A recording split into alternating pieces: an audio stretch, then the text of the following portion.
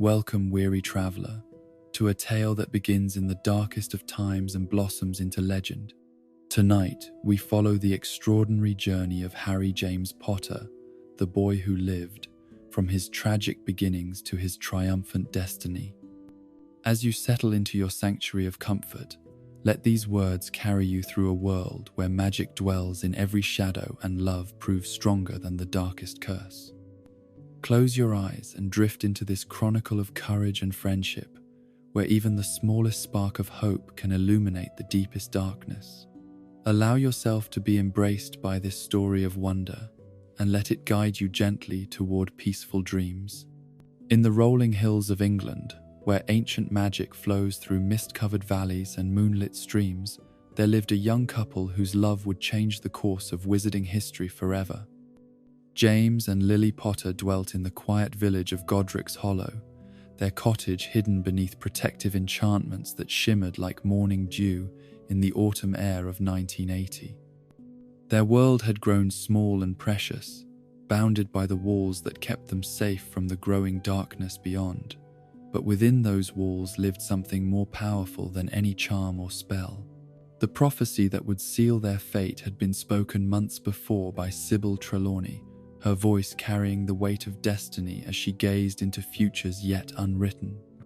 "The one with the power to vanquish the Dark Lord approaches," she had intoned, "born to those who have thrice defied him, born as the 7th month dies." The words hung in the air like smoke from a dying fire, and those who heard them understood that somewhere, a child would be born who might stand against the terror that had consumed their world.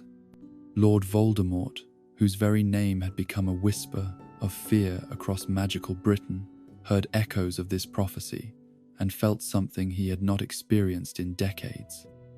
Not fear, for he believed himself beyond such mortal weakness, but a cold recognition that his immortality might face its first true challenge. Two families fit the prophecy's description, two infants who might grow to threaten everything he had built through blood and shadow.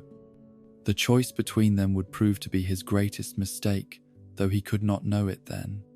On the 31st day of July, as the 7th month breathed its last, Harry James Potter entered a world already scarred by war. His birth was quiet, attended only by the whispered prayers of parents who understood their son might be marked for greatness or destruction, perhaps both. The lightning-shaped scar that would one day mark his forehead remained unmarked skin, innocent and perfect as any newborn's. His eyes, already showing hints of the emerald green he had inherited from his mother, reflected the candlelight of his nursery without any knowledge of the storms gathering beyond the horizon. The months that followed were precious beyond measure, filled with the ordinary magic that transforms houses into homes.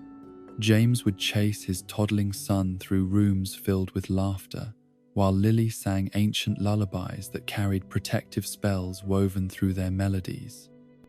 They lived each day knowing it might be their last, yet refusing to let that knowledge poison the joy they found in watching their child discover the world around him. Harry's first accidental magic manifested early, toys flying through the air when he grew excited, his hair changing color with his moods, small miracles that filled his parents with wonder and pride. The cottage itself seemed to pulse with the warmth of their love, its walls holding memories like pressed flowers between the pages of a beloved book.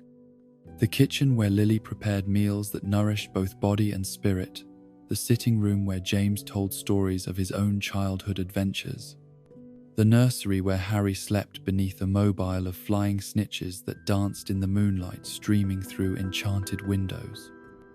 Each room was a sanctuary, protected not just by the ancient magic that Dumbledore had woven around them, but by the deeper magic that flows from hearts bound together by love. But beyond their protected walls, darkness continued to spread like ink through water. The war against Voldemort and his Death Eaters had reached a crescendo of terror that left no corner of the wizarding world untouched. Families disappeared in the night, their homes left empty, except for the lingering echoes of screams and the terrible symbol that marked each scene. The Dark Mark, a skull with a serpent emerging from its mouth, had become the signature of hopelessness, appearing in the sky above scenes of slaughter like a promise that nowhere was safe, no one was beyond reach. The Potters had defied Voldemort 3 times, standing against his forces when others had fallen or fled. James had been a natural leader even at Hogwarts, his courage inspiring others to stand firm when fear counseled retreat. Lily's brilliance with protective charms had saved countless lives, her magic flowing like silver light to shield the innocent from the darkness that sought to consume them. Together, they represented everything that Voldemort despised: love without condition, courage without arrogance, power wielded in service of others rather than domination. As Halloween night of 1981 descended upon Godric's Hollow, the ancient magic that protected the cottage began to weaken. The Fidelius charm that concealed their location depended upon absolute trust, and that trust had been shattered by betrayal as cold and sharp as winter frost. Peter Pettigrew, whom they had loved as a brother, had sold their lives for promises of power and safety that would prove as empty as smoke. The secret of their hiding place passed from his lips to Voldemort's ears, and with it died the last barrier between the Dark Lord and the child he had come to kill. Voldemort approached the cottage as darkness fell, his serpentine form cutting through shadows that seemed to bend and twist around his presence.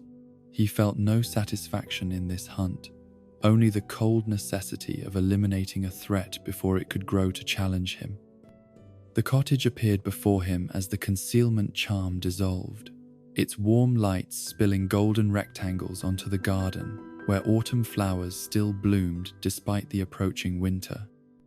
It looked peaceful, innocent, the sort of place where families might gather for holiday meals and children might chase fireflies through summer evenings.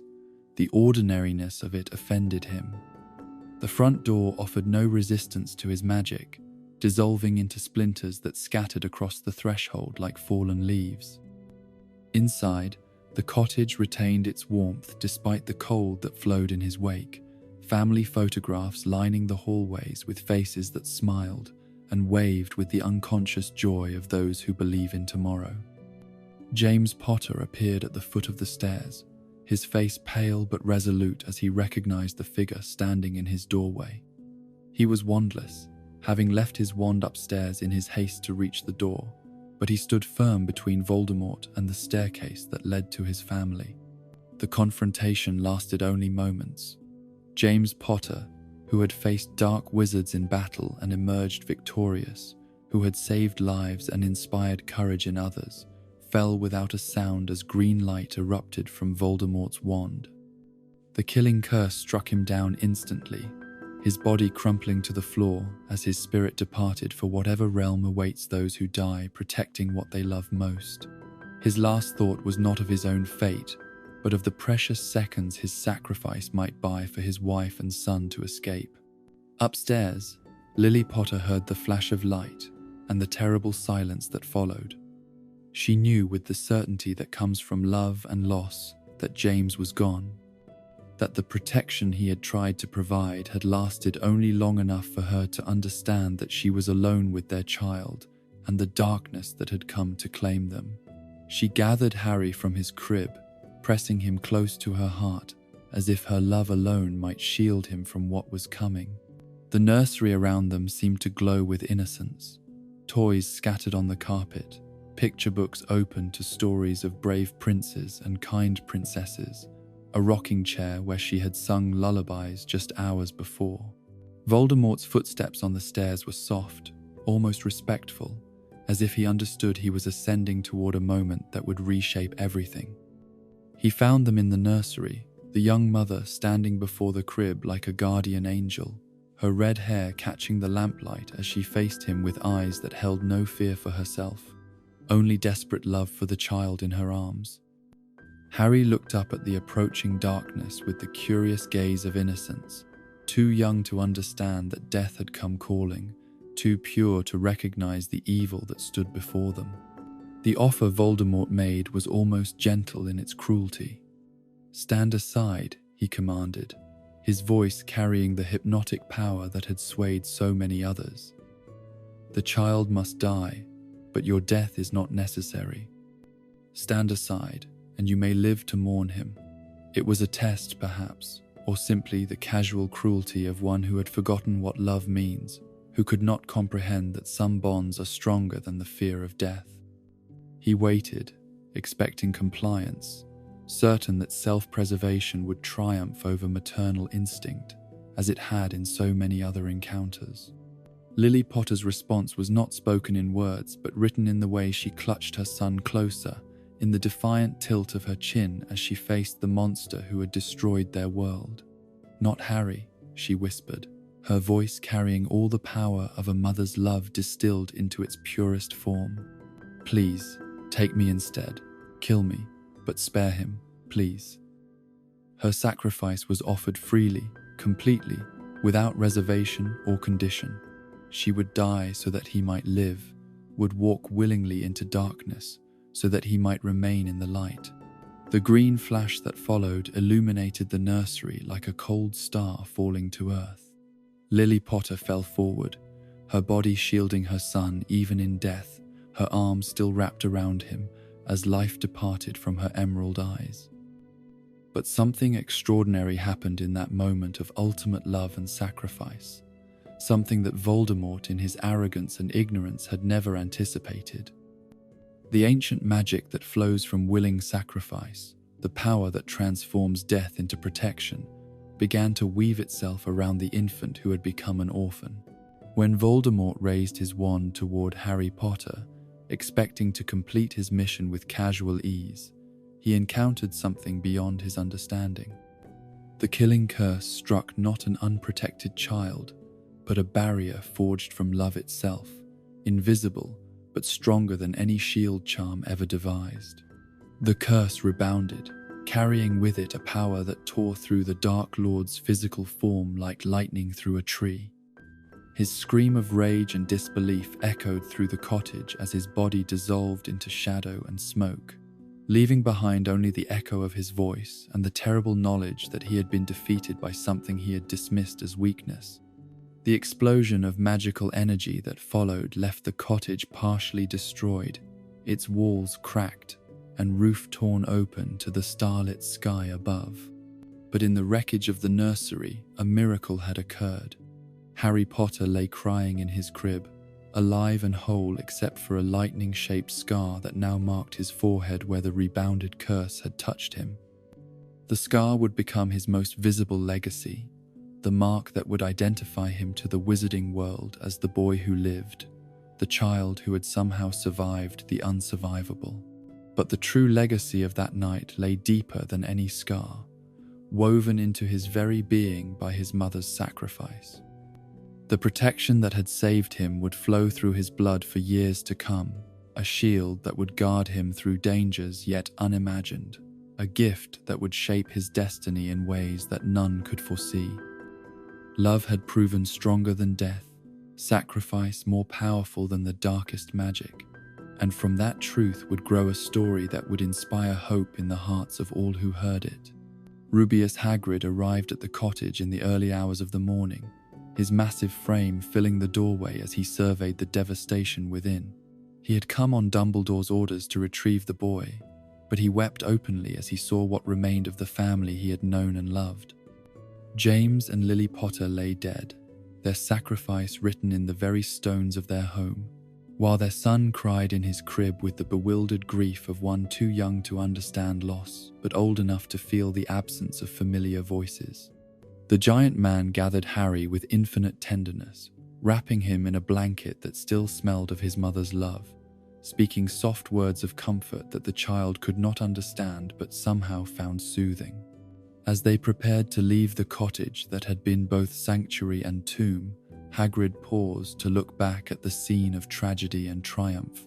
Here, in this ordinary place, the impossible had occurred. Here, love had conquered death, sacrifice had defeated evil, and hope had been born from the ashes of despair. The motorcycle that carried them through the night sky belonged to Sirius Black, Harry's godfather, though Hagrid did not know that by dawn Sirius would be branded a traitor and murderer, victim of another betrayal that would add to the tragedy of that terrible night. They flew through clouds silvered by moonlight, carrying the orphaned child toward a destiny that none could imagine, toward relatives who would neither understand nor appreciate the miracle they were inheriting. Number 4 Privet Drive stood neat and ordinary in the pre-dawn darkness, its windows dark and curtains drawn against the world beyond. Albus Dumbledore waited on the doorstep, his tall figure wrapped in travelling robes that seemed to shimmer with starlight. Beside him stood Professor McGonagall, her stern features softened by grief as she watched Hagrid descend from the sky with his precious cargo. They had come to deliver Harry Potter to the only family he had left, the sister who had rejected magic, and the life that might have included love for a nephew marked by tragedy. The conversation that passed between them was brief, coloured by McGonagall's reservations about the Dursleys and Dumbledore's quiet certainty that this was the only path forward. The blood protection that would keep Harry safe required family ties, the magical connection that flowed through shared ancestry. Petunia Dursley, despite her hatred of the magical world, carried enough of her sister's blood to anchor the protection that had saved Harry's life. In this house, among people who despised what he represented, he would be safer than in any fortress the wizarding world could provide. The letter Dumbledore left with the sleeping infant was brief, explaining what had occurred and what was expected of those who would raise him. It spoke of duty and protection, of the debt that all magical people owed to the child who had saved them from darkness, of the hope that ordinary human decency might provide what magical power could not, a childhood free from the burden of fame and expectation. It was a desperate hope, perhaps naive, but the only alternative was to raise Harry in a world that would worship him as a symbol rather than love him as a child. As dawn approached, painting the sky in shades of gold and rose, the 3 guardians of the wizarding world prepared to part ways. Hagrid wiped his eyes with a handkerchief the size of a tablecloth, still grieving for the friends he had lost, and the child who would grow up never knowing how deeply he had been loved by parents who died to save him. McGonagall adjusted her spectacles with hands that trembled slightly, her composure cracking as she looked down at the sleeping infant who would face challenges none of them could imagine. Dumbledore knelt beside the basket where Harry slept, his ancient eyes reflecting a sorrow too deep for tears and a determination forged in the crucible of war. He touched the lightning-shaped scar with one gentle finger, feeling the power that thrummed beneath the surface, the connection to Voldemort that would bring both gift and curse in the years to come. "Sleep well," he whispered, his voice carrying blessings older than memory. "Sleep well, Harry Potter, for when you wake, your real story will begin." The sun rose over Privet Drive as they departed, leaving behind an infant who would grow up believing himself ordinary, unloved, unwanted. For 10 years he would live in the cupboard under the stairs, enduring neglect and cruelty that would have broken a lesser spirit. But the protection woven around him by his mother's sacrifice would sustain him through the darkest hours, preparing him for the moment when he would discover the truth about who he was and what he was meant to become. The boy who lived slept peacefully in his basket, unaware that across the wizarding world, celebrations were beginning as news of Voldemort's defeat spread like wildfire. Families emerged from hiding, children played in streets that had been empty for months, and for the first time in years, the magical world dared to hope for peace. They toasted the name of Harry Potter in taverns and homes, in schools and hospitals, wherever magical people gathered to share their joy and relief. But the peace would not last forever, and the child they celebrated would face trials that would test every lesson learned in love and loss. The scar on his forehead would burn with warning when danger approached. The protection in his blood would shield him from harm. And the love that had saved him would prove again and again to be the most powerful magic of all.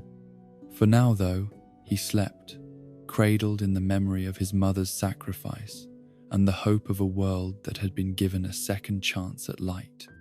The 1st of September dawned crisp and clear over London, the city stirring to life beneath a sky painted in shades of pearl and gold. At King's Cross Station, the morning rush had begun, commuters hurrying through the vast Victorian halls with newspapers tucked under their arms and briefcases clutched in determined hands. Among them moved a boy who looked quite ordinary, except for the lightning-shaped scar that marked his forehead and the owl cage he carried with careful reverence. Harry Potter walked through the station with wonder brightening his emerald eyes, still scarcely believing that the magical world Hagrid had revealed to him was real, that he was truly leaving the Dursleys behind for a place where he might finally belong. The barrier between platforms 9 and 10 stood solid and unforgiving, mocking him with its ordinary brick facade. Vernon Dursley had deposited him here with malicious glee, informing him that platform 9 3/4 didn't exist before driving away with laughter echoing from the car windows. For a terrifying moment, Harry wondered if the entire magical world had been an elaborate, cruel joke, if he would be stranded here forever with his trunk and his owl, watching real children board real trains to real schools while he remained trapped between worlds that neither wanted nor understood him. But then salvation arrived in the form of voices that carried the casual mention of Muggles and Hogwarts, and Harry followed the sound to discover a family unlike any he had ever seen. Mrs. Molly Weasley moved through the crowd like a force of nature, her red hair catching the morning light as she herded her children toward their destiny with the fierce love of a mother who would fight dragons to protect them. Her voice carried the kind of warmth that Harry had never known, scolding and encouraging in the same breath as she checked and double-checked that her sons had everything they needed for the term ahead. The twins, Fred and George, moved with identical mischievous energy, their eyes bright with shared secrets and barely contained pranks. Percy walked with the pompous dignity of someone who took himself very seriously indeed, his prefect badge polished to mirror brightness and pinned with mathematical precision to his robes. Ron, the youngest boy, looked as nervous as Harry felt, his ears pink with embarrassment as his mother fussed over him with public displays of affection that he clearly found mortifying but secretly treasured. Harry watched in fascination as the Weasleys approached the barrier, each one running directly at what appeared to be solid brick and disappearing as if the wall were made of mist. When Mrs. Weasley noticed his confusion, her face softened with instant maternal concern, and she guided him through the process with gentle encouragement that made his heart ache with longing. The sensation of passing through the barrier was like stepping through a waterfall, cool and tingling, leaving him breathless on the other side as he gazed upon platform 9 3/4 for the first time. The Hogwarts Express stood waiting like a crimson dream, its scarlet paint gleaming in the filtered sunlight that streamed through the station's enchanted ceiling. Steam rose from its funnel in lazy spirals, carrying with it the promise of adventure and the scent of coal smoke that would forever after remind Harry of this moment when his real life began. Students and parents crowded the platform, their voices creating a symphony of excitement and farewell as trunks were loaded and last-minute instructions were dispensed with varying degrees of attention from their recipients. Finding an empty compartment proved more challenging than Harry had anticipated, the train already filling with students eager to reunite with friends or claim the best seats for the long journey north. He finally discovered a quiet compartment near the end of the train and with help from the Weasley twins, managed to heave his trunk onto the luggage rack above the seats. The owl cage he kept close beside him, not wanting to subject Hedwig to the chaos of the luggage compartments where she might be frightened by the noise and confusion. Ron Weasley appeared in the doorway just as the train began to move, his face flushed from running and his trunk banging against his legs as he sought refuge from the crowded corridors. His request to join Harry was diffident, almost apologetic, as if he expected to be turned away despite the obvious fact that Harry was alone and would welcome company. The relief that flooded through Harry at having found a friend, someone who might understand what it meant to feel out of place and uncertain, was so profound that he could barely speak around the sudden tightness in his throat. Their conversation flowed with the easy camaraderie of two boys discovering they had more in common than either had dared hope. Ron's tales of life in a wizarding family fascinated Harry, painting pictures of a world where magic was as ordinary as electricity, where flying motorcycles were family heirlooms and ghoul-infested attics was simply another domestic challenge to navigate. In return, Harry shared fragments of his life with the Dursleys, though he found himself reluctant to dwell on the darker aspects of his childhood, not wanting to burden this new friendship with the weight of his accumulated sorrows. The Trolley Witch's arrival brought revelations of an entirely different sort, introducing Harry to sweets that moved and cards that featured living portraits of famous witches and wizards. Ron's wide-eyed amazement at Harry's casual purchase of treats from every variety available touched something deep in Harry's heart, reminding him that wealth meant nothing without someone to share it with. They sat together gorging on chocolate frogs and Bertie Bott's every flavor beans, laughing as Ron encountered a particularly unpleasant earwax-flavored sweet, and Harry discovered that the famous witch and wizard cards featured people who could actually leave their portraits to visit other pictures. Neville Longbottom's appearance in their doorway, tears streaming down his round face as he searched for his lost toad Trevor, provided their first opportunity to help a fellow student in distress. The boy's obvious misery touched Harry's sympathetic heart, reminding him of his own frequent childhood tears shed in the privacy of his cupboard. Together, he and Ron joined the search, wandering through train corridors packed with students engaged in their own various activities, comparing spellbooks, showing off magical artifacts from home, or simply gossiping about teachers and classes in the way that students have done since schools began. Their search led them eventually to Hermione Granger, a girl whose bushy brown hair and slightly breathless manner of speaking immediately marked her as someone who took learning very seriously indeed.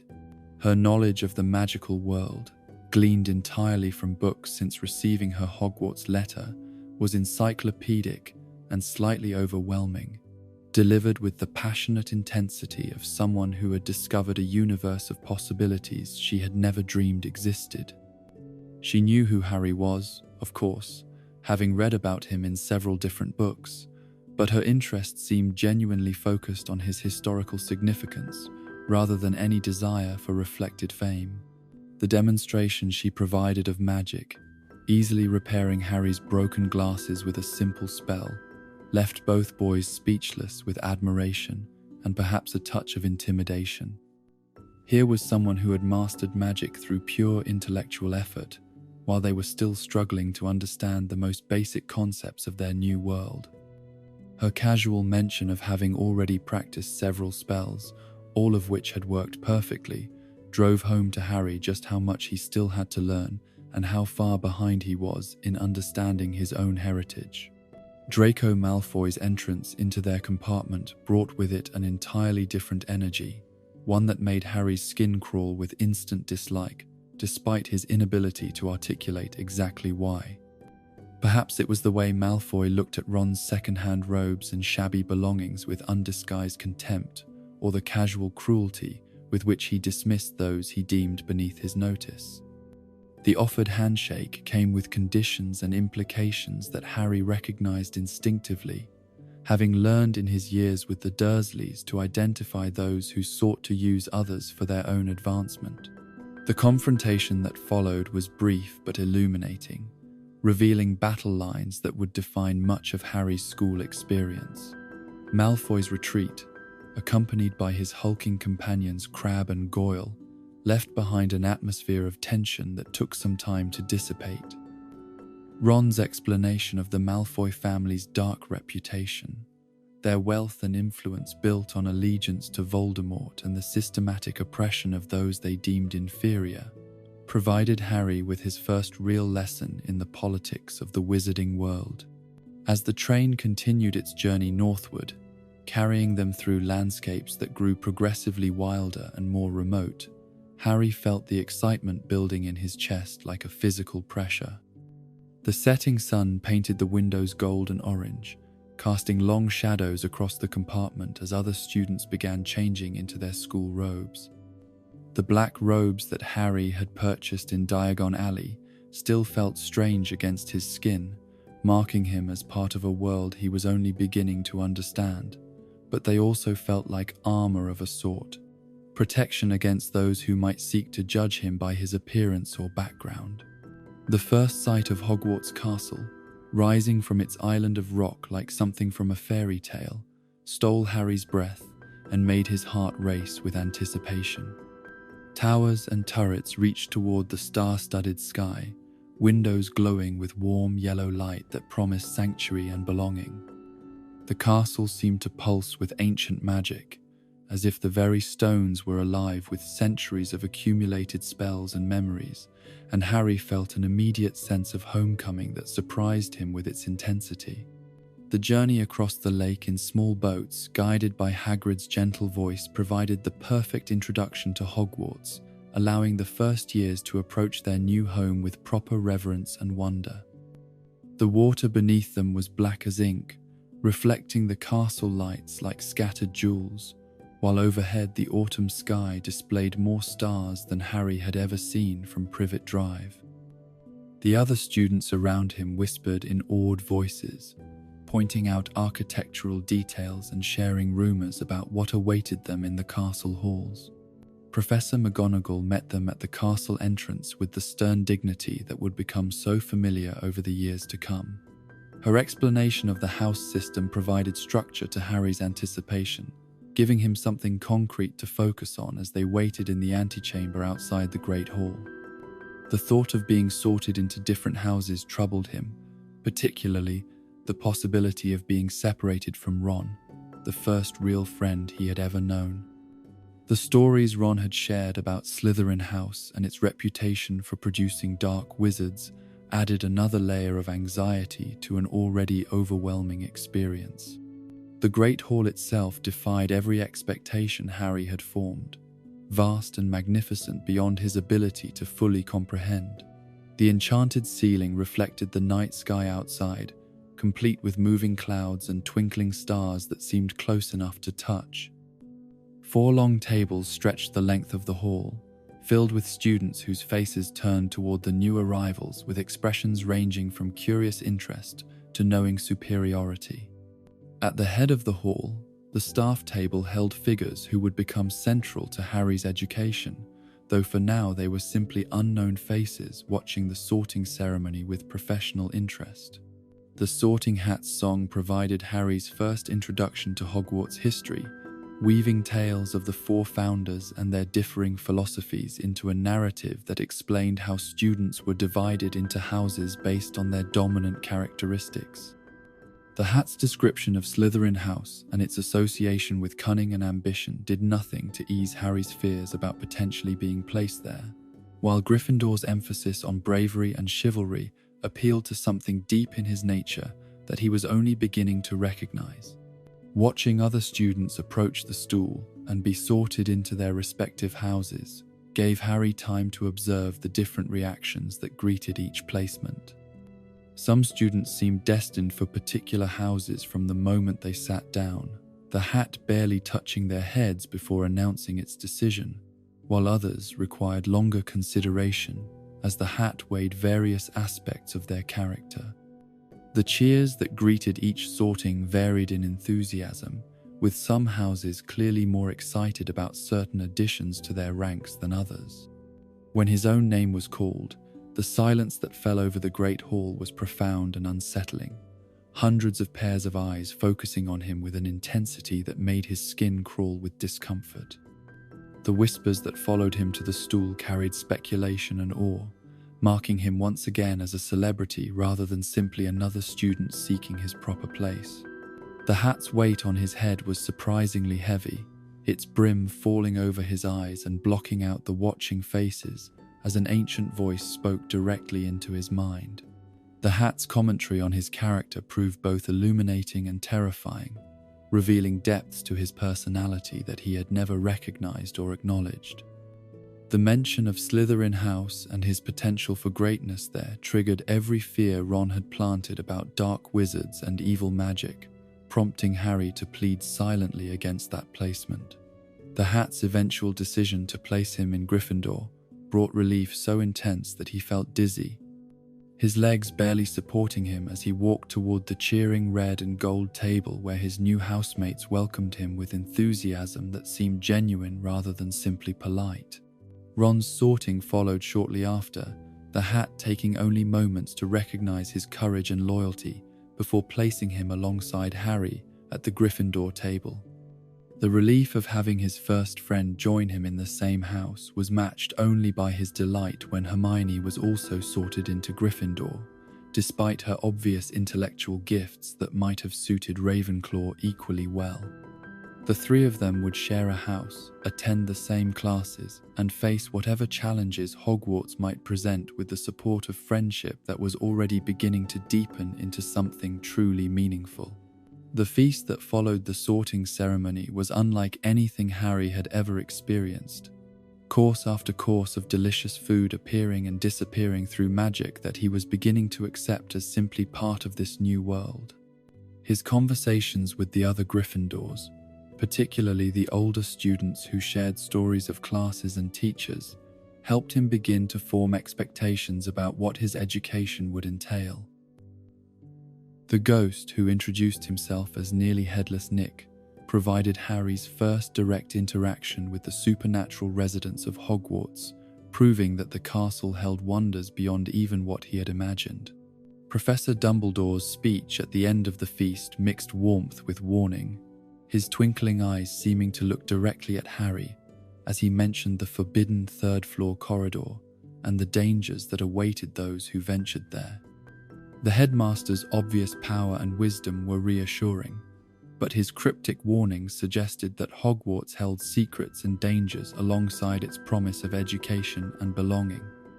The school song that followed, sung to whatever tune each student preferred, created a cacophony that somehow managed to be both chaotic and charming. The journey to Gryffindor Tower through corridors lined with moving portraits and past suits of armor that shifted and whispered among themselves provided Harry's first real tour of his new home. The staircases that moved without warning, the doors that refused to open unless asked politely, the portraits that offered commentary and advice whether requested or not, all of it combined to create an environment that was simultaneously magical and practical, ancient and alive. The common room itself was everything Harry could have hoped for in a gathering place, warm and comfortable with squashy armchairs arranged around a crackling fireplace, bookshelves filled with volumes on every conceivable subject, and windows that looked out over the school grounds. The red and gold decorations reinforced the sense of house identity that the sorting had begun, marking this as a place where he belonged, where he was wanted, where his presence added to rather than detracted from the community. His dormitory, shared with 4 other boys including Ron and Neville, provided Harry with his first real bedroom, his first space that was truly his own. The 4-poster bed with its hangings that could be drawn for privacy, the trunk that held his possessions without judgment about their origins or adequacy, the window that looked out over grounds where he would soon learn to fly. All of it represented a future filled with possibilities he had never dared imagine. The other boys in his dormitory, Dean Thomas and Seamus Finnegan, welcomed him with the casual friendship of those who expected to share this space for the next 7 years.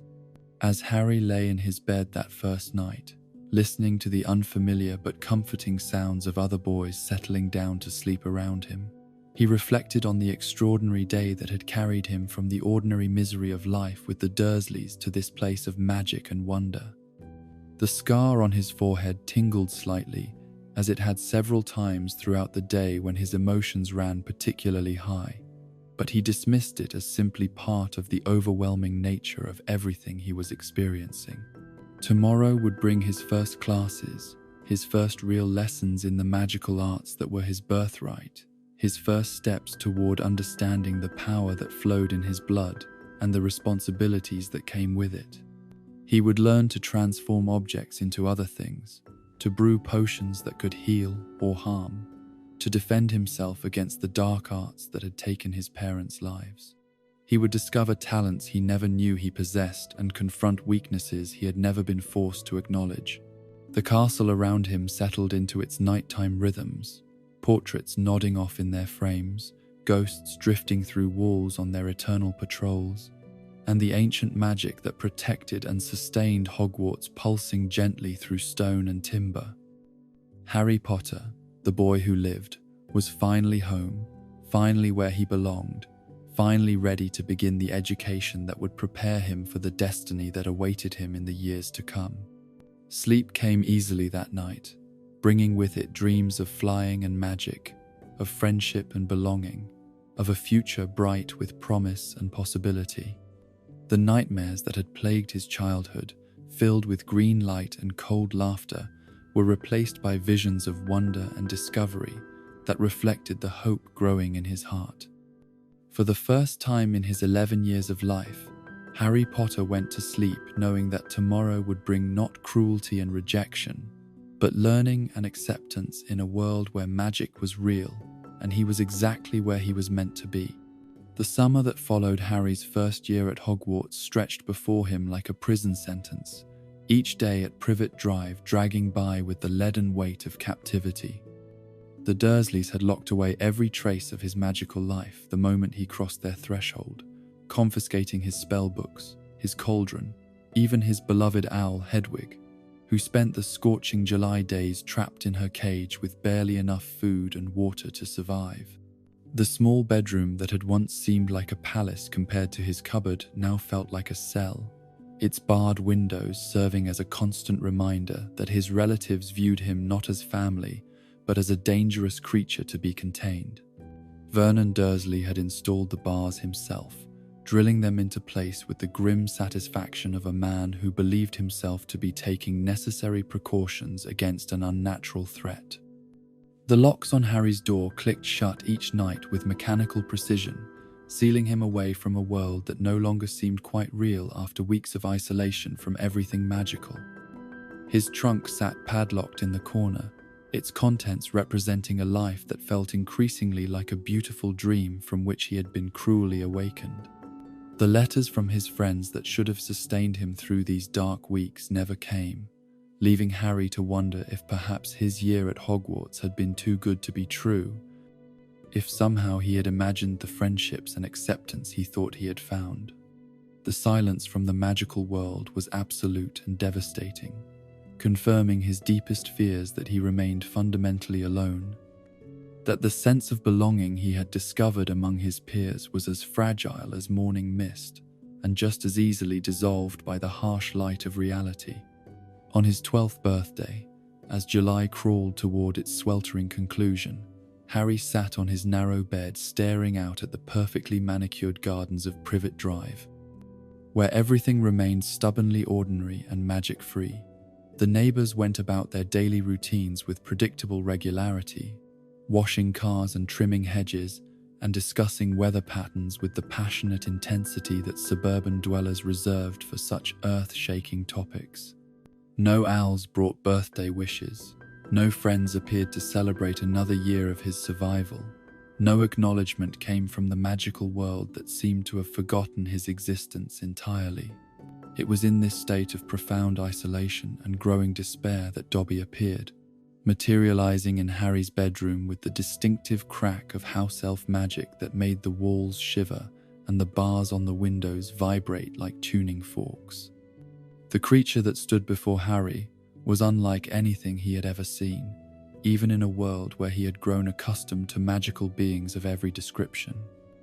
Dobby's appearance spoke of servitude and suffering, his crude cloth covering barely concealing the evidence of abuse written in scars across his small frame. The elf's enormous green eyes held depths of pain that Harry recognized with uncomfortable familiarity, the look of one who had learned to expect cruelty as the natural order of things. Yet, there was something else in those eyes, a desperate determination that spoke of love so powerful it could drive someone to defy their most fundamental nature. Dobby had come to warn him, to protect him, to save him from dangers that the elf could not fully articulate but believed with absolute certainty awaited Harry if he returned to Hogwarts. The conversation that followed was both illuminating and frustrating, as Dobby's magical constraints prevented him from speaking directly about the threats he knew to be gathering. The house elf's method of communication through hints and implications would have been maddening under normal circumstances, but Harry found himself drawn to the creature's obvious devotion and self-sacrifice. Here was someone willing to risk everything to protect him, someone who cared enough about his welfare to defy orders and endure punishment for the sake of keeping him safe. The revelation that Dobby had been intercepting his mail struck Harry like a physical blow, explaining the terrible silence that had consumed his summer and leaving him torn between gratitude for the elf's protective intentions and fury at being cut off from the friends who might have sustained him through these dark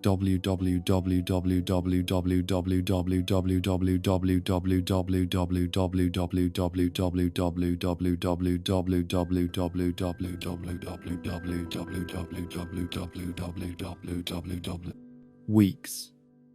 The letters that Dobby reluctantly produced painted pictures of lives continuing without him, of magical experiences and adventures that he was missing while trapped in this mundane prison of suburbia.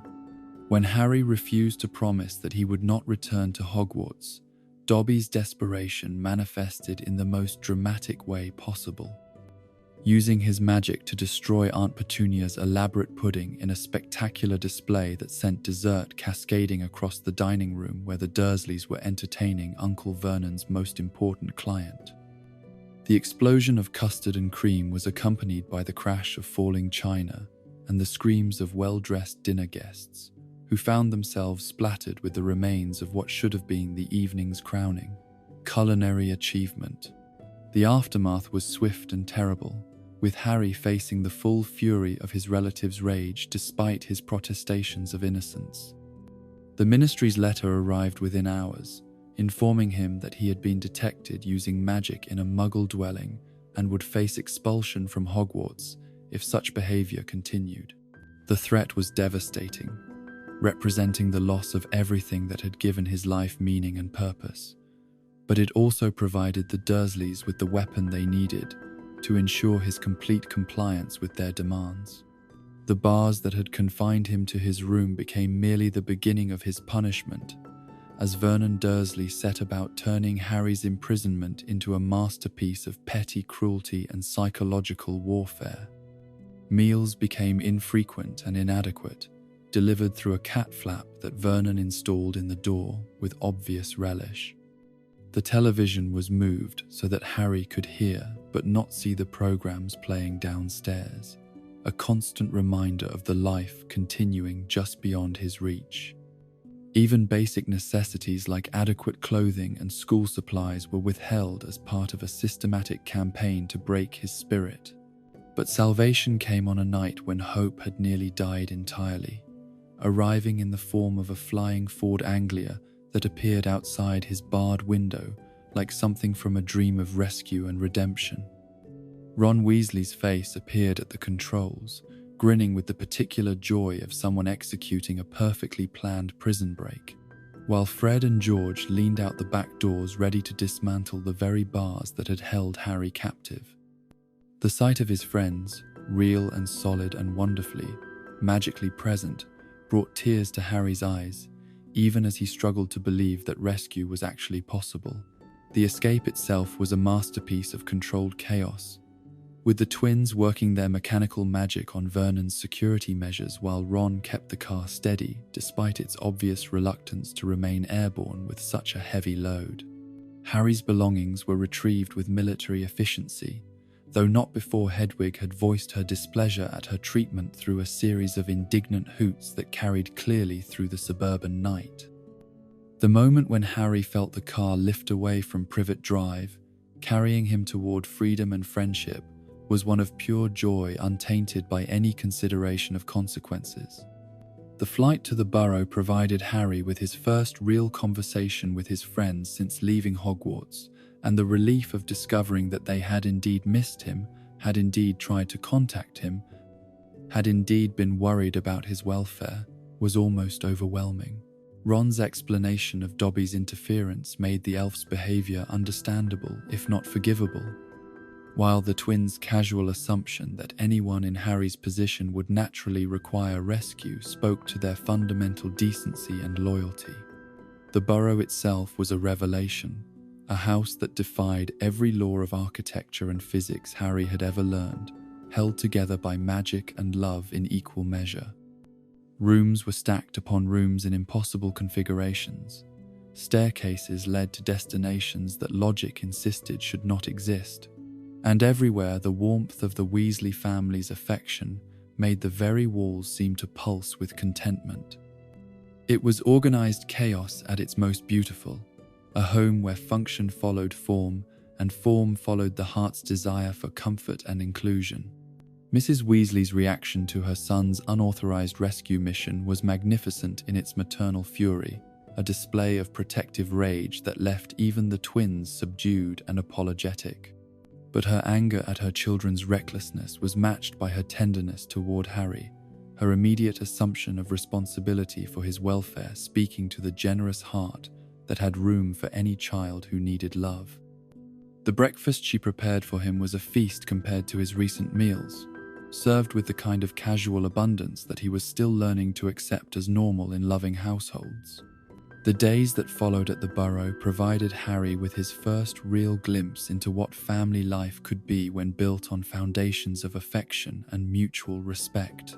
The Weasley children squabbled and teased with the comfortable cruelty of siblings who knew themselves to be unconditionally loved, while their parents navigated the daily challenges of raising a large family with humor and patience that never quite covered their deep devotion to each other. It was controlled chaos at its most beautiful, a dance of personalities that created harmony through the very intensity of their interactions. Mr. Weasley's fascination with Muggle technology provided endless entertainment, his genuine curiosity about how non-magical people managed their daily lives revealing a mind that found wonder in the most ordinary things. His questions about telephones and automobiles and electrical systems were delivered with the same intensity that other wizards reserved for discussions of advanced magic, marking him as someone who understood that intelligence and ingenuity took many forms.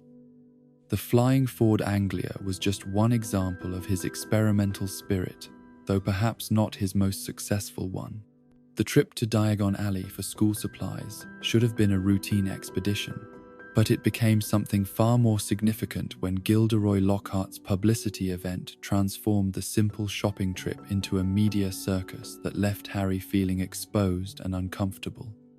The celebrity wizard's appropriation of Harry's fame for his own promotional purposes was both transparent and effective, generating headlines and photographs that would follow Harry throughout the coming school year. The books that Lockhart thrust upon him were clearly more burden than gift, though Harry accepted them with the politeness that had been drilled into him by years of navigating adult expectations.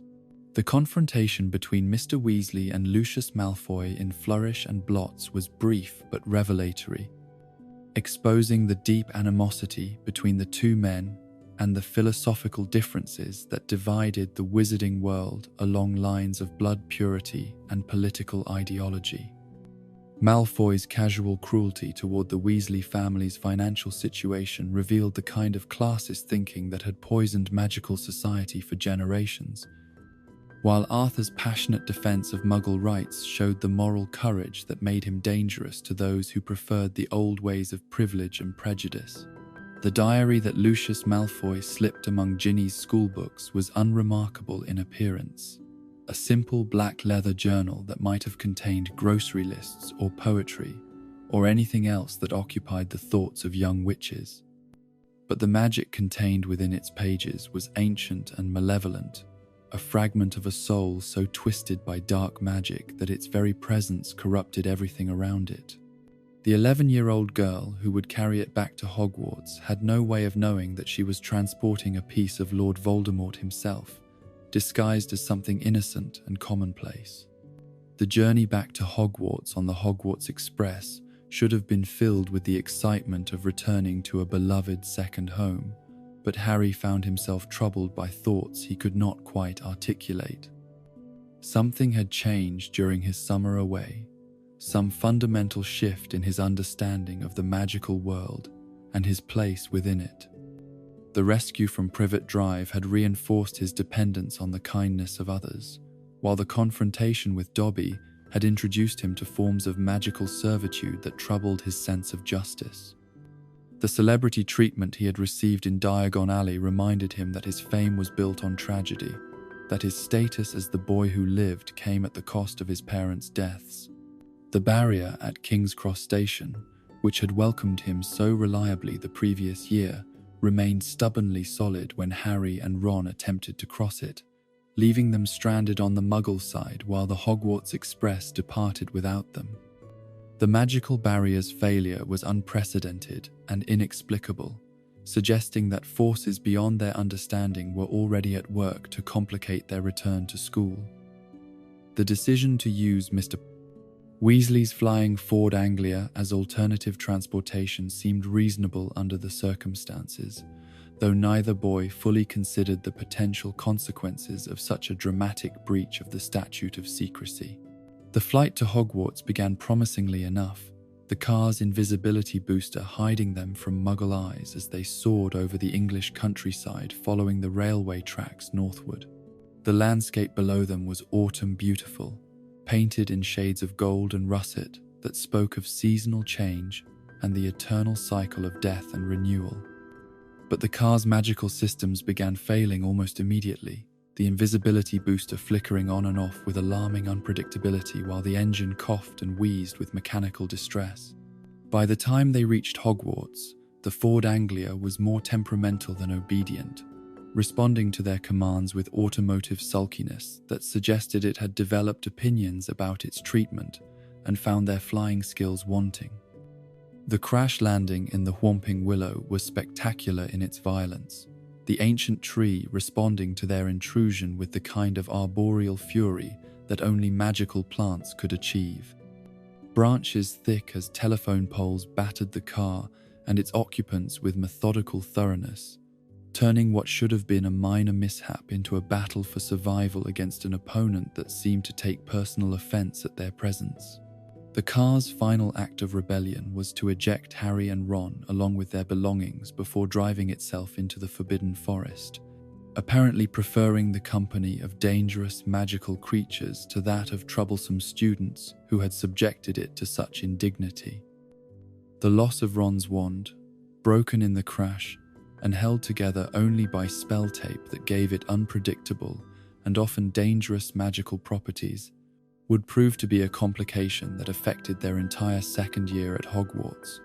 Their late arrival at the castle, discovered by Professor Snape in a state of dishevelment that made their morning adventures obvious to anyone with eyes, resulted in detention and house point deductions that cast a shadow over what should have been a joyful return to Hogwarts. The potions master's obvious satisfaction at their misfortune suggested that he had been hoping for exactly this kind of opportunity to make their lives difficult, while his threats about expulsion carried enough conviction to make both boys genuinely worried about their academic future. The morning that followed brought new challenges in the form of Howler that arrived at breakfast with the distinctive red envelope and smoking edges that marked it as containing the distilled fury of a Weasley matriarch whose patience had finally been exhausted.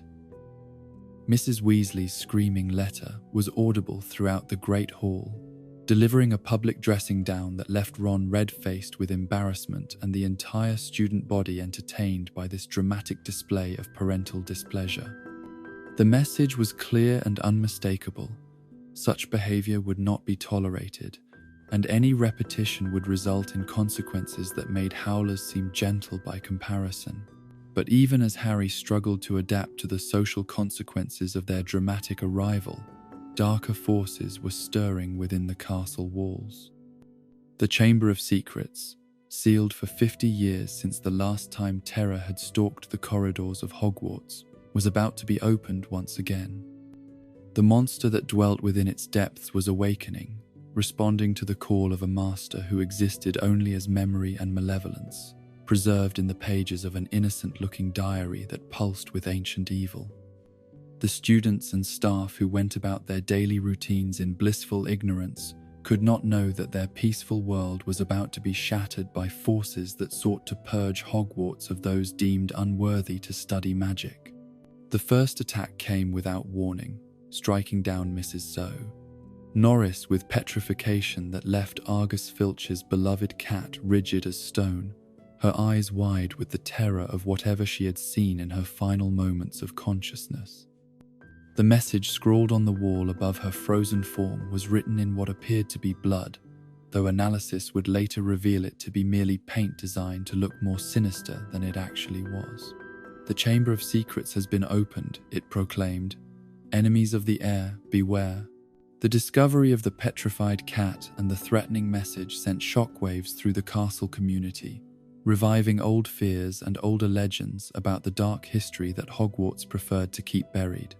Students who had never heard of the Chamber of Secrets suddenly found themselves experts on its legends, trading increasingly elaborate stories about the monster that supposedly dwelt within its depths and the heir of Slytherin who alone could control it. The atmosphere of fear and suspicion that began to permeate the school was exactly what the diary's dark magic had been designed to create. Professor Lockhart's appointment as defense against the dark arts teacher proved to be one of Dumbledore's rare miscalculations, as the celebrity wizard's incompetence became apparent almost immediately to anyone paying attention. His classes devolved into ego-stroking publicity events that taught students nothing useful about defending themselves against actual threats, while his response to the crisis developing in the school was to offer platitudes and self-congratulation rather than practical assistance. The pixies he released during one particularly disastrous lesson became a metaphor for his entire approach to education: chaotic, uncontrolled, and ultimately someone else's responsibility to clean up. As the attacks continued and more students fell victim to the mysterious petrification, the fear that gripped Hogwarts began to transform into something uglier and more dangerous. Suspicion fell inevitably upon Harry when his ability to speak Parseltongue was revealed during Lockhart's ill-conceived dueling club, marking him in many minds as the obvious heir of Slytherin despite the logical impossibility of such a connection. The whispers that followed him through the corridors carried accusation and doubt, transforming him from celebrity to pariah with the cruel efficiency that only adolescent social dynamics could achieve. The diary that had begun this reign of terror worked its influence through Ginny Weasley with patient malevolence, feeding on her fears and insecurities, while slowly draining her life force to strengthen its own hold on the physical world. The young girl who had harbored a crush on Harry Potter found herself writing in the journal about her feelings and worries, pouring out her heart to what seemed like a sympathetic friend who offered understanding and advice. But with each entry, more of her essential self was absorbed by the fragment of Voldemort's soul that dwelt within the pages, leaving her increasingly hollow and desperate. The revelation that Hagrid had been expelled from Hogwarts 50 years earlier for allegedly opening the Chamber of Secrets provided another piece of the puzzle that was slowly taking shape around Harry and his friends. The beloved gamekeeper's obvious innocence made the historical accusations seem ridiculous, but they also suggested that someone had been framed for crimes they did not commit, that the truth about the chamber's opening had been hidden beneath layers of convenient lies and official cover-ups. The journey into the Forbidden Forest to visit Aragog, the ancient acromantula who had been Hagrid's pet during his student years, provided crucial information about the true nature of the monster lurking in the chamber. The massive spider's testimony that he was not the creature responsible for the petrifications, and his obvious terror when discussing the real monster, painted a picture of something so dangerous that even the apex predators of the magical world feared to speak its name directly. The attack on Hermione Granger, Harry's brilliant and loyal friend whose muggle-born status made her a prime target for the heir's prejudice, marked the crisis point of the terror that had gripped Hogwarts. Finding her petrified in the library, a mirror clutched in her rigid hand as evidence of her final desperate attempt to protect herself, was devastating beyond words. The loss of her quick thinking and encyclopedic knowledge left Harry and Ron feeling helpless and alone, struggling to solve a mystery that had defeated far more experienced investigators. But Hermione, even in her petrified state, had managed to leave them a clue about the monster's identity. The page torn from a library book and clenched in her frozen fist contained information about basilisks, the king of serpents whose gaze meant death to any who looked upon it directly and petrification to those who saw it reflected or through other means.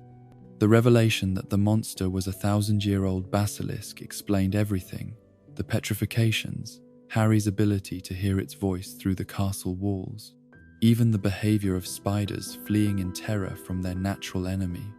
The final revelation came with devastating swiftness when Ginny Weasley was taken into the chamber itself, her life force nearly drained completely by the diary's malevolent influence. The message scrawled on the wall announcing her fate was accompanied by the promise that her skeleton would lie in the chamber forever, a threat that spurred Harry and Ron into desperate action despite their youth and inexperience. The confrontation with Professor Lockhart, who attempted to flee rather than face the danger he had claimed to be expert in fighting, revealed the full extent of his cowardice and dishonesty. The revelation that his published adventures were stolen from other wizards whose memories he had modified to conceal his plagiarism marked him as a fraud whose incompetence had put students in danger throughout the year.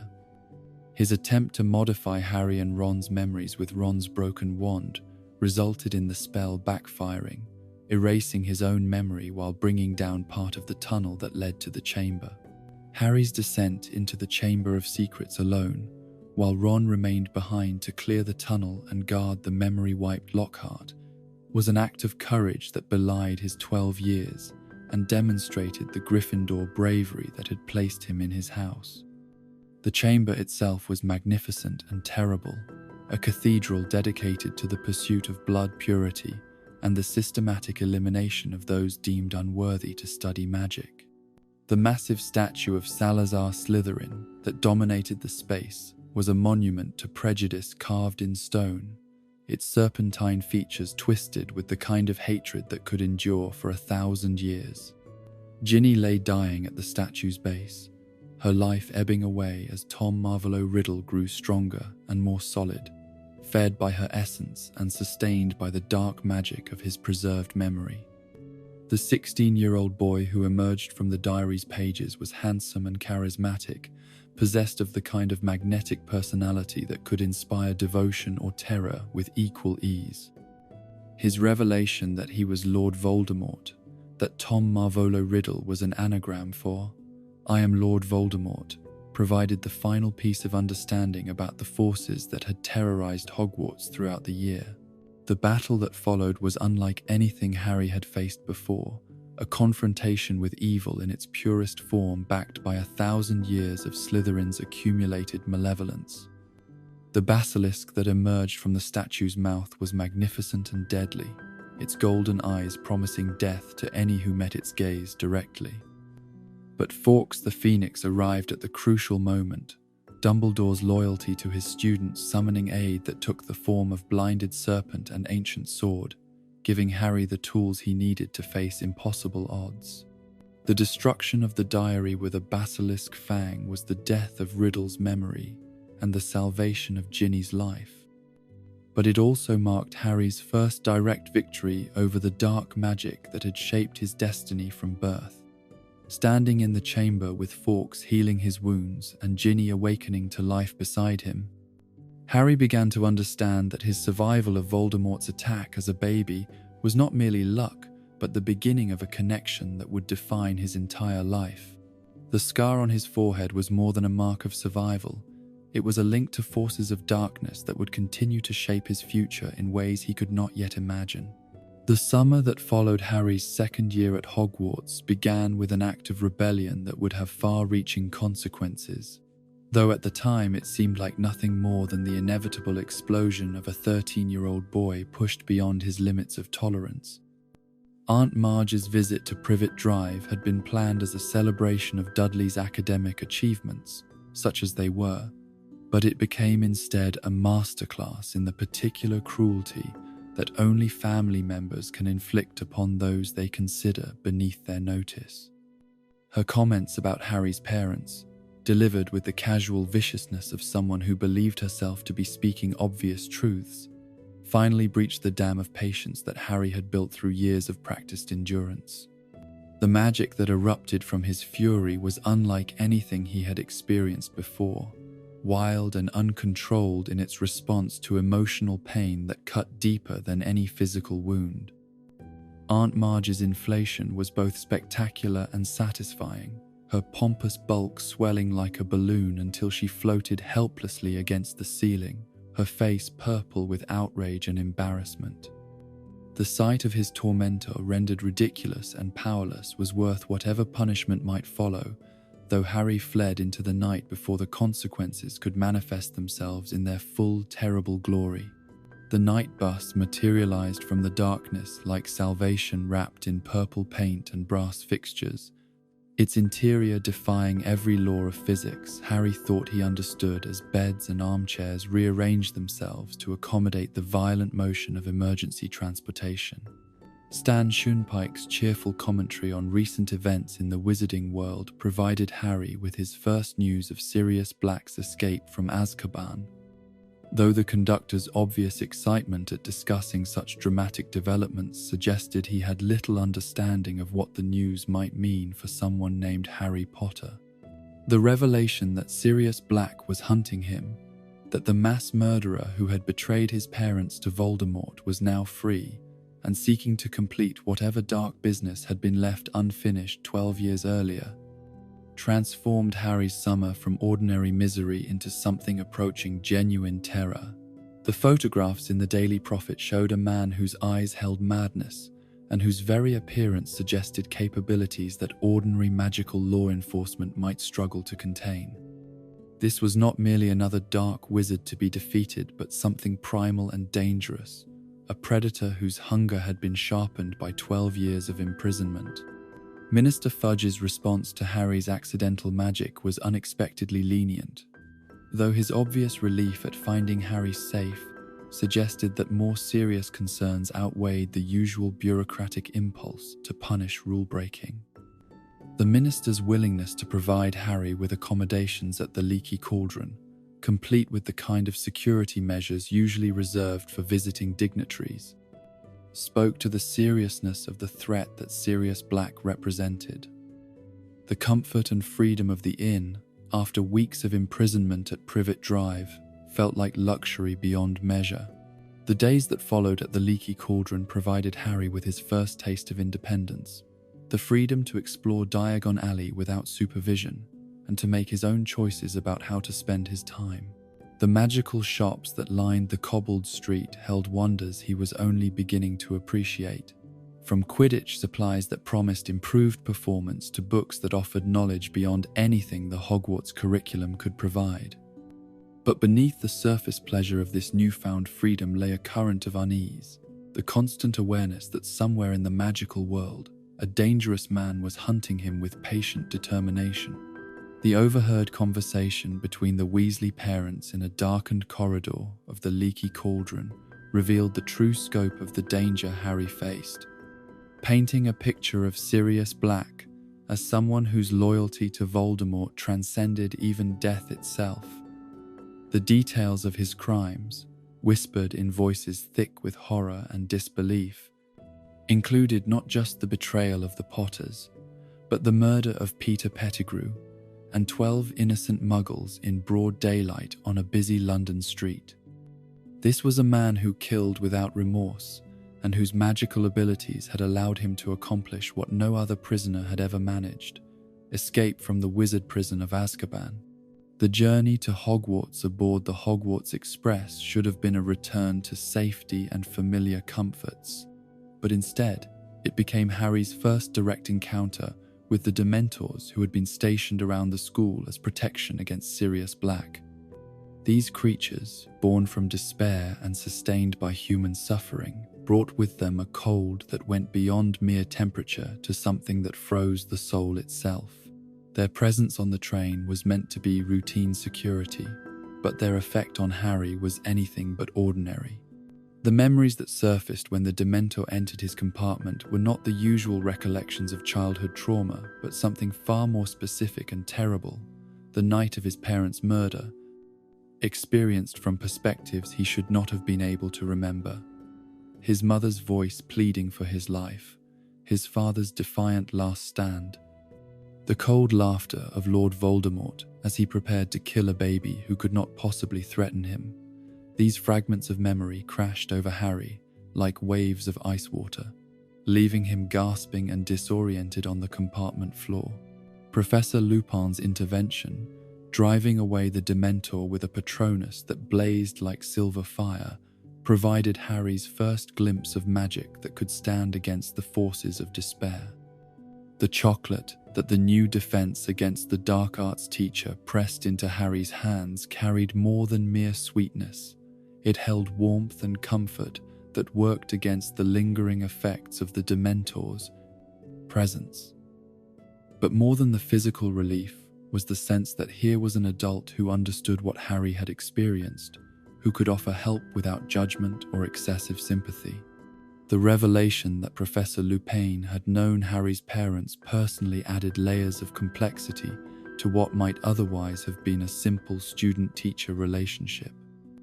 Here was someone who had memories of James and Lily Potter as young people, who could share stories that breathed life into the static photographs that were Harry's only visual connection to his heritage.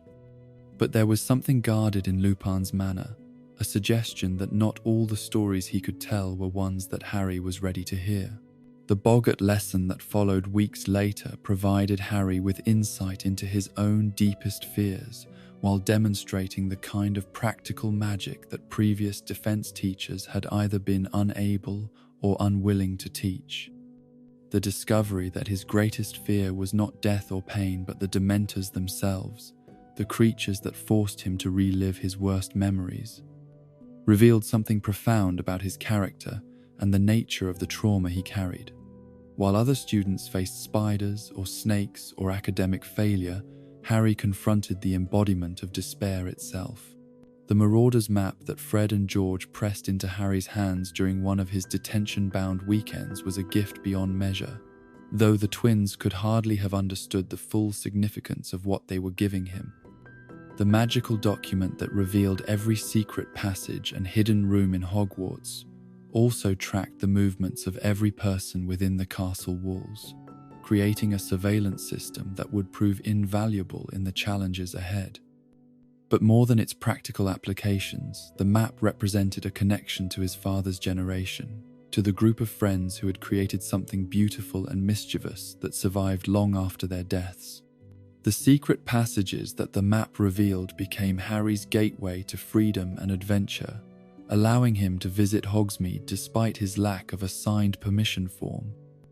The village itself was everything he had imagined from listening to other students' descriptions, a purely magical community where witches and wizards could live openly without concern for Muggle sensibilities. The shops that lined its main street offered wonders both practical and frivolous, from sweets that had been perfected over generations to joke items that pushed the boundaries of what magic could accomplish. But it was in the Three Broomsticks that Harry overheard the conversation that would reshape his understanding of his own history and the forces that had shaped his life. The adults who spoke in hushed tones about Sirius Black's betrayal of the Potters assumed that their words would remain private. But Harry's presence under his invisibility cloak allowed him to learn truths that no one had been willing to share directly. The revelation that Sirius Black had been his father's best friend, his own godfather, the person chosen to care for him if anything happened to his parents, was devastating in its implications. The knowledge that someone so close to his family had been capable of such betrayal transformed Harry's grief into something sharper and more personal. This was not merely the abstract evil of Voldemort, but an intimate violation of trust that had destroyed his parents' faith in their closest friend. The idea that Sirius Black had handed over the Potters' location while serving as their secret keeper painted a picture of betrayal so complete that it challenged Harry's ability to trust anyone completely.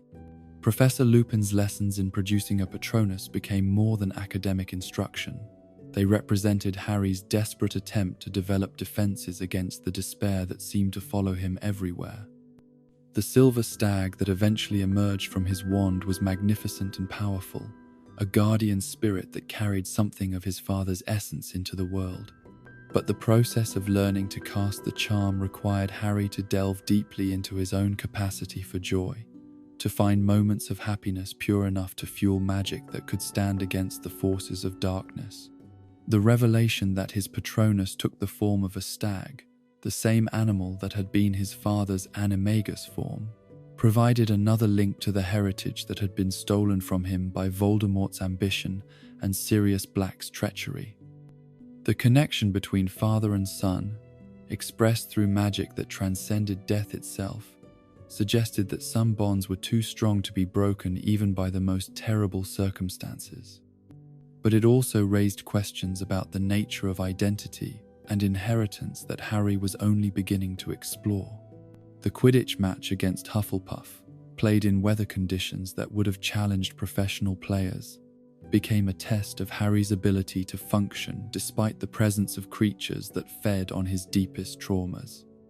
The Dementors that swept onto the pitch during the game were drawn by the intense emotions of the crowd and the players, but their effect on Harry was catastrophic, sending him plummeting from his broomstick in a fall that could have been fatal if not for Dumbledore's immediate intervention.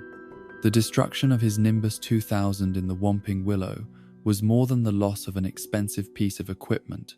It represented the breaking of his connection to the thing that had given him his first real taste of success and recognition in the magical world.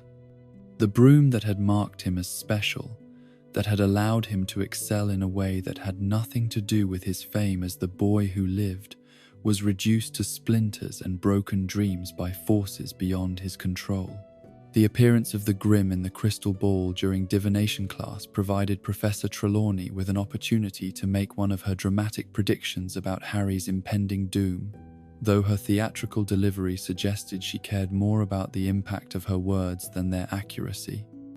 The black dog that she claimed to see in Harry's future was dismissed by most students as another example of their teacher's flair for the dramatic. But Harry found himself troubled by the image, despite his skepticism about the entire field of divination.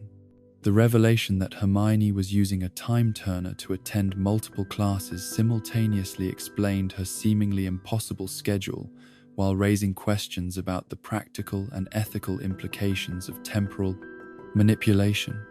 The device that allowed her to exist in multiple places at once was a marvel of magical engineering, but it also represented the kind of responsibility that would have crushed most students under its weight.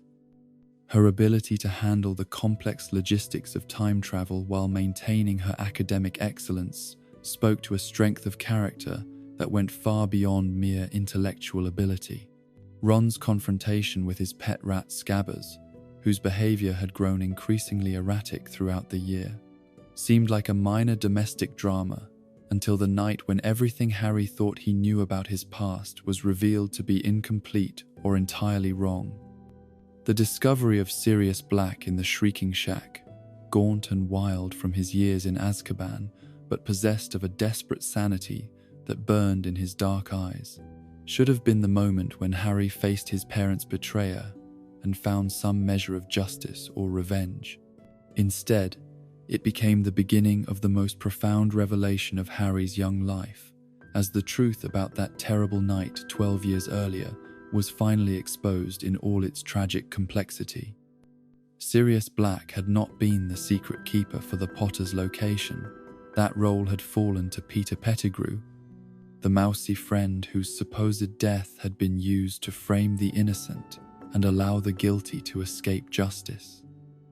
The finger that had been found at the scene of the supposed crime had been severed by Pettigrew himself, a desperate mutilation designed to fake his own death while condemning his friend to imprisonment for crimes he had never committed.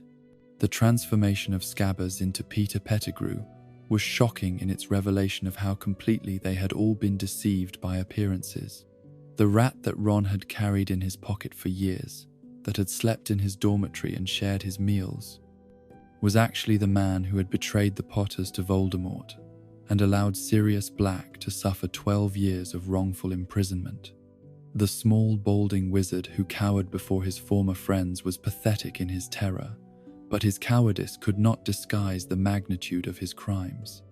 The confrontation that followed in the Shrieking Shack was unlike anything Harry had experienced before, a meeting between his past and present that forced him to confront the complexity of human nature and the way that friendship and betrayal could coexist in the same heart.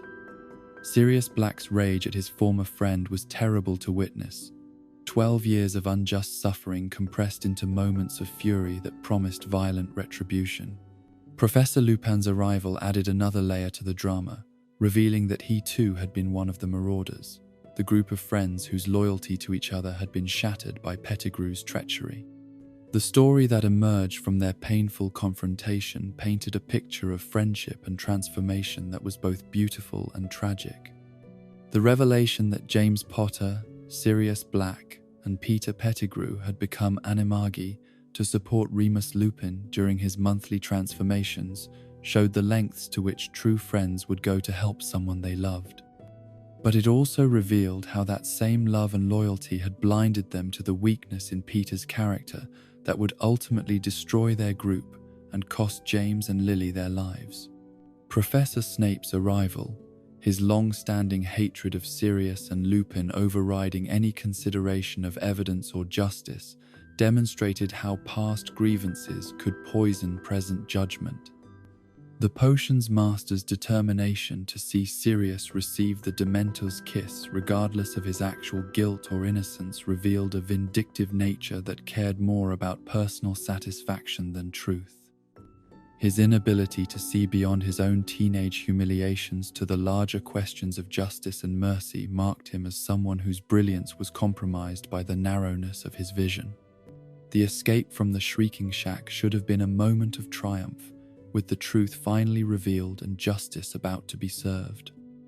Instead, it became a disaster when the full moon rose, and Professor Lupin's transformation into a werewolf created chaos that allowed Peter Pettigrew to escape once again.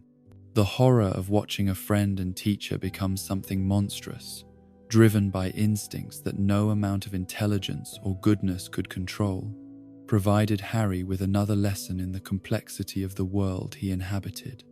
Sirius's transformation into his dog form to protect them from Lupin's werewolf was an act of courage that embodied everything Harry had hoped to find in a godfather, someone willing to face any danger to keep him safe. But the injuries that Sirius sustained in the battle left him vulnerable when the Dementors arrived, drawn by the emotional chaos and suffering that surrounded the group. The sight of dozens of the soul-sucking creatures descending upon his godfather filled Harry with a desperation that went beyond mere fear to something approaching panic. The Patronus that appeared across the lake to drive away the Dementors was more powerful than anything Harry had ever seen. A silver stag that blazed with protective magic strong enough to scatter the creatures like smoke before wind. The figure who cast it was too distant to identify clearly, but something about the way he stood and moved reminded Harry powerfully of his father, raising impossible hopes that perhaps James Potter had somehow survived, had somehow come to save his son and his best friend from forces that threatened to destroy them both. The revelation that time travel was not only possible but necessary to prevent multiple deaths and the loss of Buckbeak added another layer of complexity to what was already the most challenging night of Harry's young life. Hermione's calm explanation of how the time turner worked, her matter-of-fact acceptance of the paradoxes and possibilities that temporal manipulation created, demonstrated once again her remarkable ability to adapt to extraordinary circumstances. The device itself was beautiful and precise, a work of magical engineering that allowed them to step outside the normal flow of time and create opportunities that had not existed before. The rescue of Buckbeak from execution required precise timing and careful coordination, as they worked to free the hippogriff without alerting the executioner or the other officials who had come to witness what they believed to be justice being served. The magnificent creature's intelligence and dignity were evident in the way he responded to their rescue attempt, understanding somehow that they were trying to help him despite the danger to themselves. His flight into the night, carrying Sirius to safety and freedom, was a moment of pure triumph that lifted Harry's heart despite everything else that had happened. The second rescue, of Sirius himself from the Dementors that surrounded him beside the lake, required Harry to reach deeper into his own magical abilities than he had ever gone before. The Patronus he conjured was not just a spell but a manifestation of his love for the godfather he had only just found, a silver guardian that carried all his hopes for finally having family who chose to claim him. The realization that he had been the mysterious figure across the lake, that he had saved himself and Sirius through a paradox of time and determination, marked a turning point in his understanding of his own capabilities. The conversation with Sirius in the moments before his escape provided Harry with glimpses of what his life might have been if his parents had lived, if betrayal had not shattered the group of friends who had promised to protect each other. His godfather's stories about James and Lily, shared in whispered fragments while they waited for the right moment for escape, painted pictures of young people who had faced darkness with courage and love, who had chosen to fight rather than flee, even when the odds against them seemed impossible to overcome. The revelation that the Marauders had created the map that had given Harry so much freedom during his third year was the final piece of understanding about his father's character and the friendships that had defined his generation. James Potter had not been the perfect hero that Harry had imagined, but a complex young man who had made mistakes and grown from them, who had learned to channel his talents and energy toward protecting those he loved rather than merely showing off for their admiration. The map itself was a testament to the creativity and mischief that had bonded the four friends together, a legacy that survived even the betrayal that had torn them apart.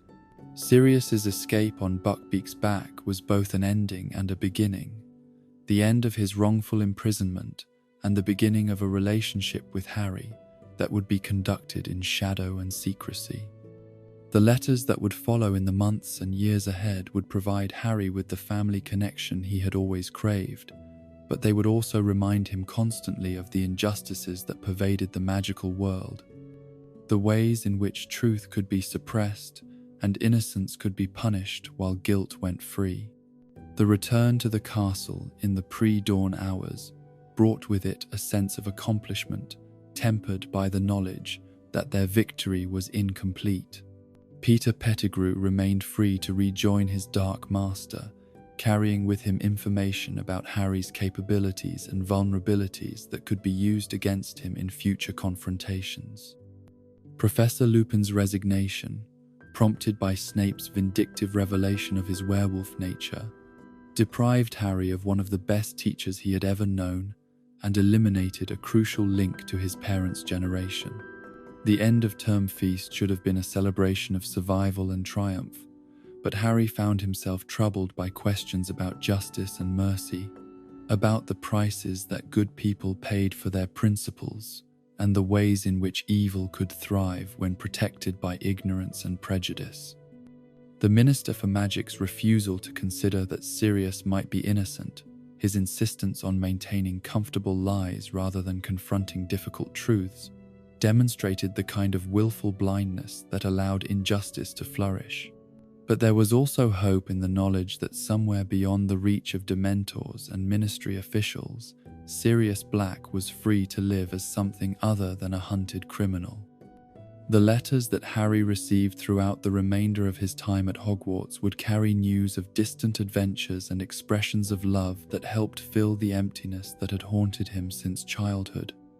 He had found family at last, even if that family could only exist in the margins of his life, hidden from those who would destroy it out of fear and misunderstanding. The summer that followed would bring its own challenges and revelations, but Harry faced them with the knowledge that he was not truly alone, that somewhere in the world was someone who had known and loved his parents, who carried their memory forward and was willing to risk everything to protect their son. The dance between darkness and light that had defined his life since birth would continue, but now he had allies whose loyalty had been tested by time and suffering and proven to be stronger than betrayal or death itself. The summer of 1994 dawned with an atmosphere of celebration that had been absent from the wizarding world for over a decade, as magical communities across Britain prepared to welcome visitors from distant lands for the most prestigious sporting event in their calendar.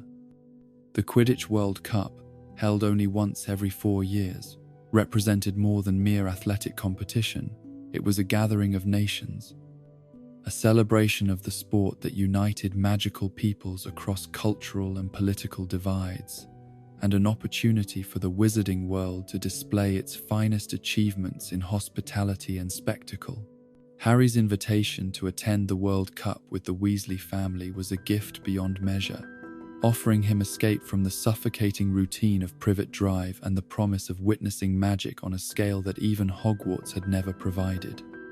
The portkey that transported them to the tournament grounds was his first experience with this particular form of magical travel. The sensation of being yanked forward by an invisible hook both disorienting and exhilarating as the English countryside blurred past in streaks of green and gold.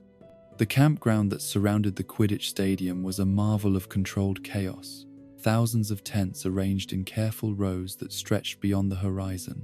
Each one expanded internally to provide comfort and space that their external dimensions could never contain. The diversity of magical peoples who had gathered for the tournament was extraordinary. Witches and wizards from every corner of the globe, speaking languages that Harry had never heard. Wearing robes cut in styles that reflected centuries of cultural tradition, carrying artifacts and implements that spoke of magical practices developed in isolation from the British approach he knew.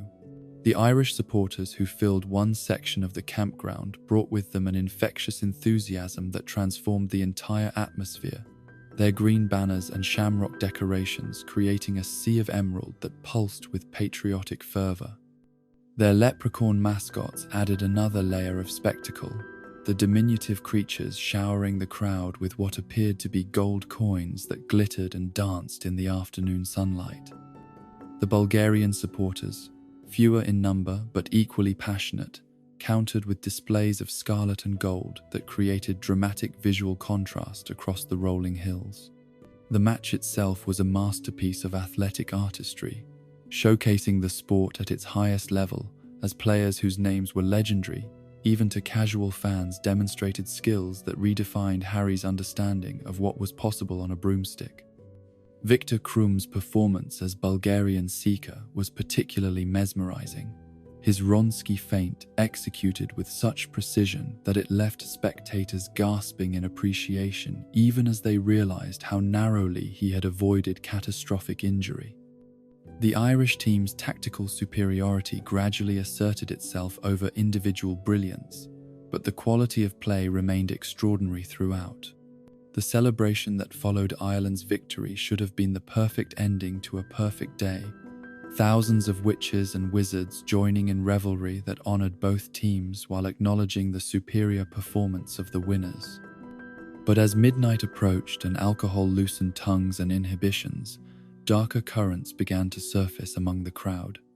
Whispers and glances that spoke of old prejudices and newer fears that had been temporarily forgotten in the excitement of sporting competition. The attack came without warning, though later analysis would reveal signs that had been missed or ignored by security forces whose attention was focused on crowd control rather than the possibility of organized violence. Figures in dark robes and silver masks emerged from the edges of the campground like shadows given form, moving with coordinated precision that spoke of careful planning and rehearsal. Their targets were not random but specifically chosen, Muggle families who had been brought to serve the magical community, suspended in the air like grotesque puppets while their tormentors celebrated below. The sight of innocent people being tortured for the amusement of masked figures sent shockwaves through the crowd that went far beyond mere fear or disgust. This was not random violence, but a deliberate statement, a message delivered with theatrical cruelty that was designed to inspire terror in some observers and nostalgic excitement in others. The masks that the attackers wore had not been seen for over a decade, but their significance was unmistakable to anyone who had lived through the First War against Voldemort and his followers. Harry's separation from the Weasley family, in the chaos that followed, was terrifying in its suddenness. The crowd's panic sweeping him away from familiar faces and protective voices into a darkness filled with screaming and confusion. The forest that bordered the campground, which had seemed peaceful and welcoming during daylight hours, became a maze of shadows and uncertain footing where every sound might herald either rescue or additional danger.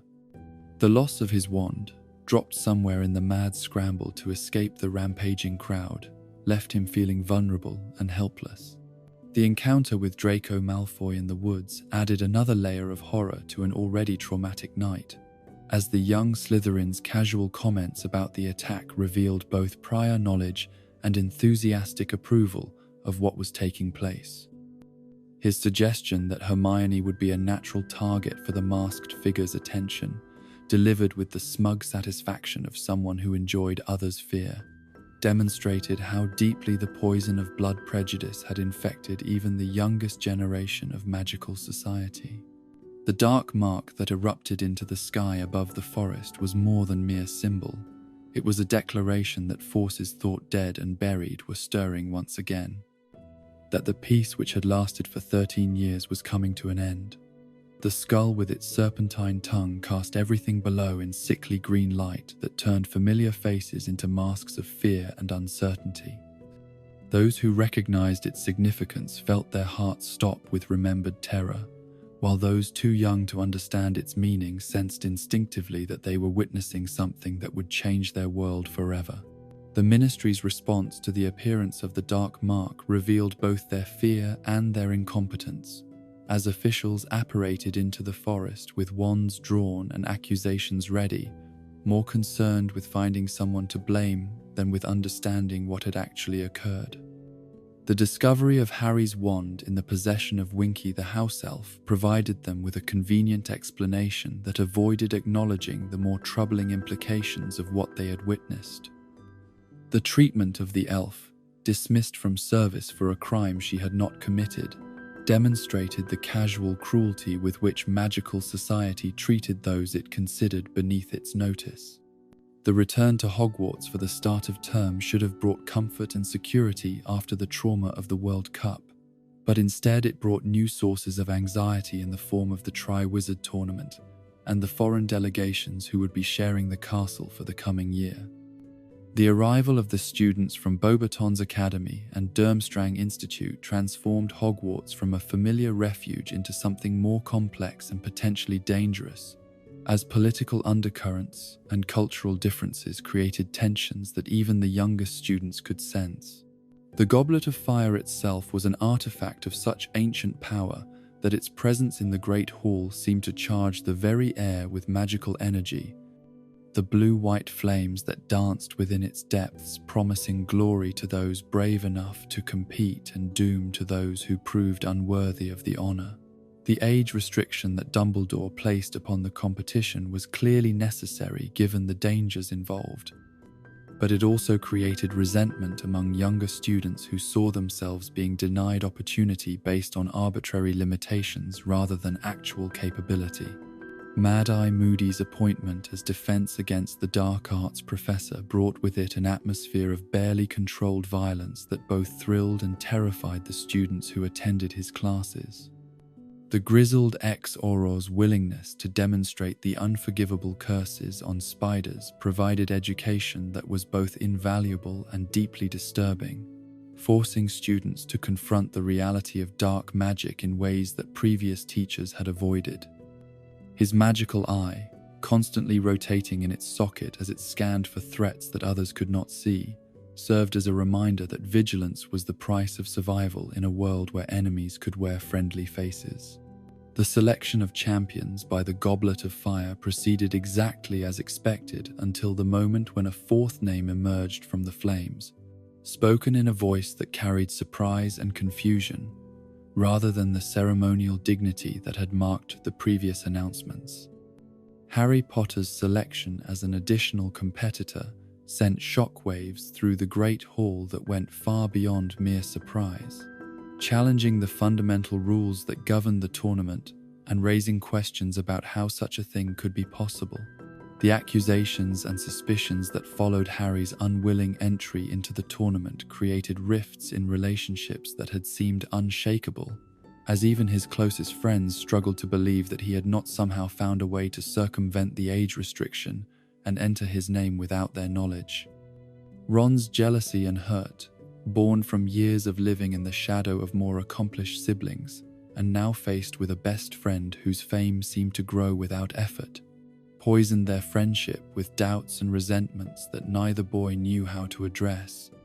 The tasks that awaited the champions were designed to test not just magical ability but courage, intelligence, and the capacity to function under pressure that would have challenged experienced adult wizards. The first task, revealed to Harry through Hagrid's well-meaning but misguided attempt to provide assistance, involved facing dragons whose power and ferocity made them among the most dangerous creatures in the magical world. The Hungarian horntail that Harry would face was particularly formidable, its reputation for aggression and the deadly accuracy of its flame making it a nightmare opponent for even the most skilled dragon handlers. The preparation for the first task consumed Harry's every waking moment, as he struggled to develop strategies that might allow him to survive an encounter with a creature that outweighed him by several tons and possessed natural weapons that could incinerate him in seconds. The suggestion from Mad-Eye Moody that he should play to his strengths led him toward the solution that would ultimately prove successful, though the idea of facing a dragon while mounted on a broomstick seemed to border on suicidal insanity when examined in cold light. The actual confrontation with the horntail was everything Harry had feared and more, the dragon's intelligence and malevolence evident in every movement as it sought to prevent him from claiming the golden egg that represented his objective. The creature's protective instincts regarding its nest made it particularly dangerous, as it viewed Harry not merely as an intruder to be driven away, but as a direct threat to its offspring that needed to be eliminated with extreme prejudice.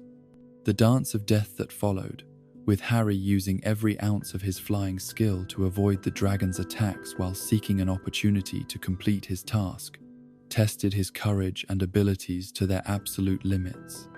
The success he achieved in claiming the egg, accomplished through a combination of aerial maneuvering and desperate creativity, earned him recognition from judges and spectators that was both gratifying and overwhelming. The realization that he had not only survived but excelled in a challenge that had seemed impossible restored some of his confidence and validated his presence in the tournament despite the mysterious circumstances of his selection. Ron's eventual reconciliation with Harry, prompted by the obvious reality that no one would voluntarily face a dragon for the sake of tournament glory, healed the rift in their friendship while leaving both boys with a deeper understanding of how external pressures could strain even the strongest bonds. The recognition that fame and achievement often came with costs that were invisible to outside observers helped Ron develop empathy for the burdens that Harry carried, while Harry gained appreciation for the difficulties of maintaining individual identity while living in proximity to someone whose reputation overshadowed everyone around them. The Yule Ball, a traditional component of the Triwizard Tournament that required champions to open the dancing, presented Harry with challenges that were entirely different from anything he had previously faced. The necessity of finding a partner for the formal dance thrust him into social situations for which his upbringing had provided no preparation, while the romantic implications of the event forced him to confront feelings and attractions that he barely understood. His invitation to Cho Chang, delivered with adolescent awkwardness that was both endearing and painful to witness, met with polite rejection that left him feeling exposed and foolish. The evening of the ball itself was a mixture of triumph and disappointment, as Harry experienced both the satisfaction of fulfilling his ceremonial obligations and the frustration of watching Cho dance with Cedric Diggory while he struggled with the complex social dynamics that seemed to come naturally to other students. The transformation of the Great Hall into a winter wonderland provided a magical backdrop for romance and celebration, but Harry found himself too preoccupied with his own emotional confusion to fully appreciate the spectacle.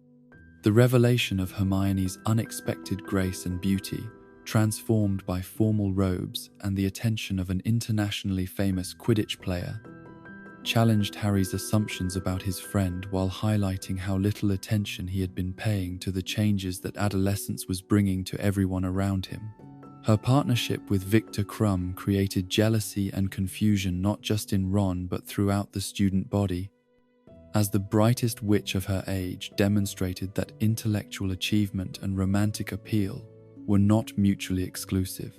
The second task of the tournament, requiring champions to rescue something precious from the depths of the Black Lake, presented challenges that were both physical and emotional, as Harry discovered that the treasure he was expected to retrieve was not an object but a person.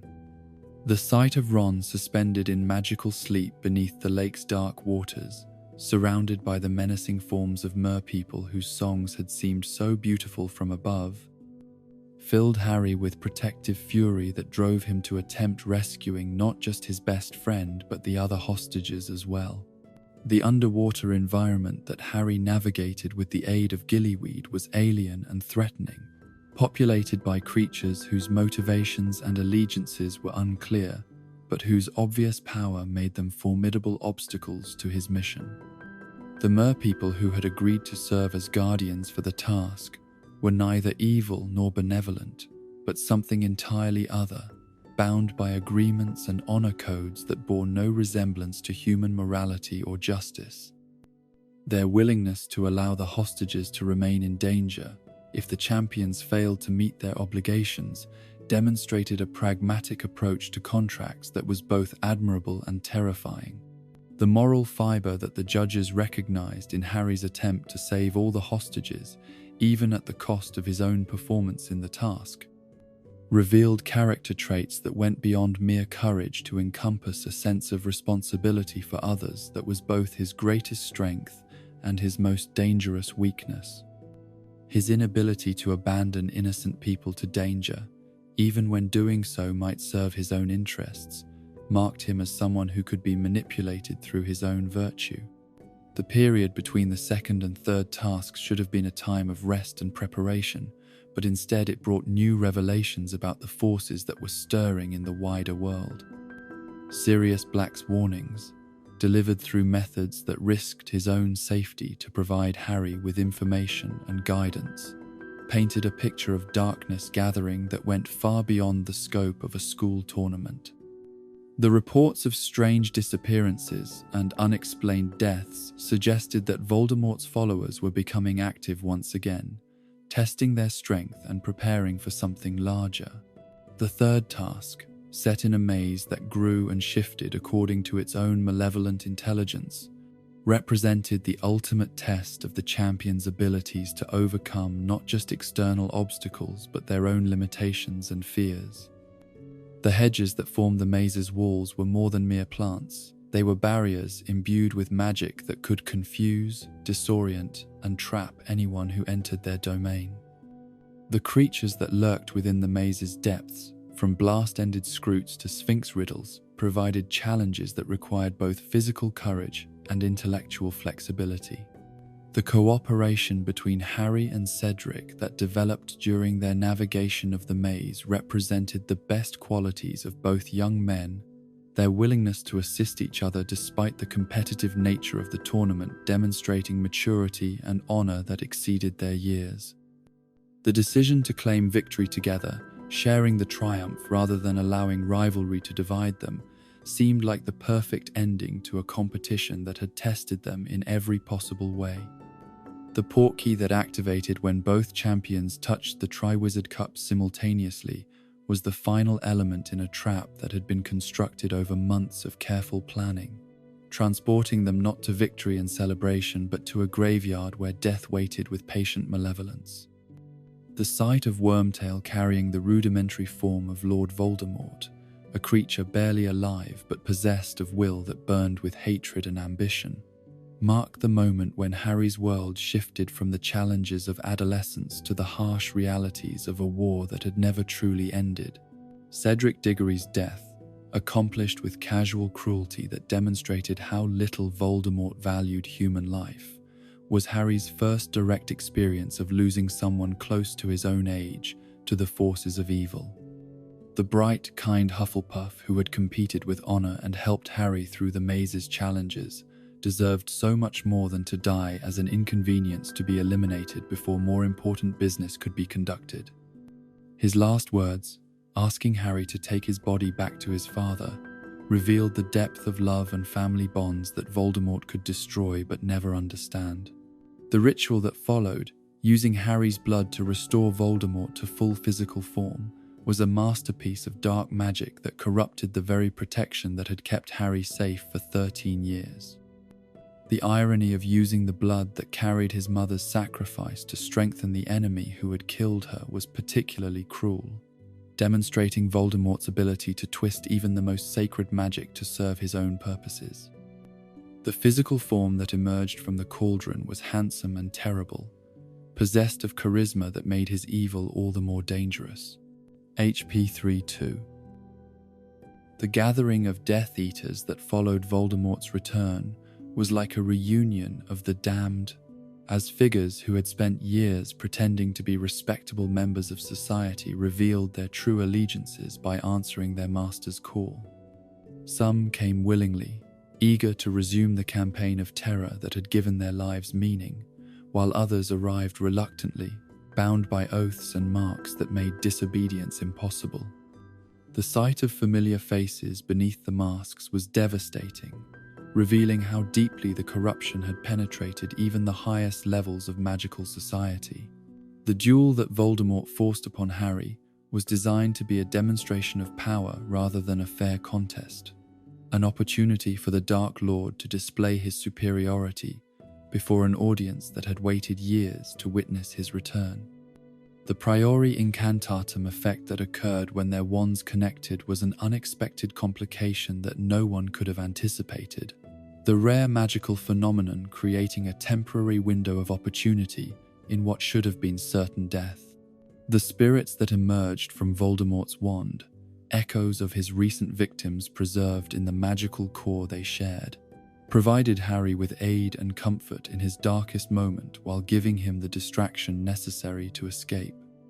The sight of his parents, whole and loving despite their incorporeal nature, filled him with strength that went beyond mere magical power to encompass the love that had protected him from birth. Their encouragement and protection allowed him to seize Cedric's body and activate the portkey that would carry him back to Hogwarts in safety. The return to the maze's entrance, clutching Cedric's lifeless form while struggling to process the trauma of everything he had witnessed, marked the beginning of the most difficult period of Harry's young life. The truth he carried about Voldemort's return would be met with disbelief and denial by those who preferred comfortable lies to uncomfortable realities, while the guilt he felt about Cedric's death would haunt him for years to come.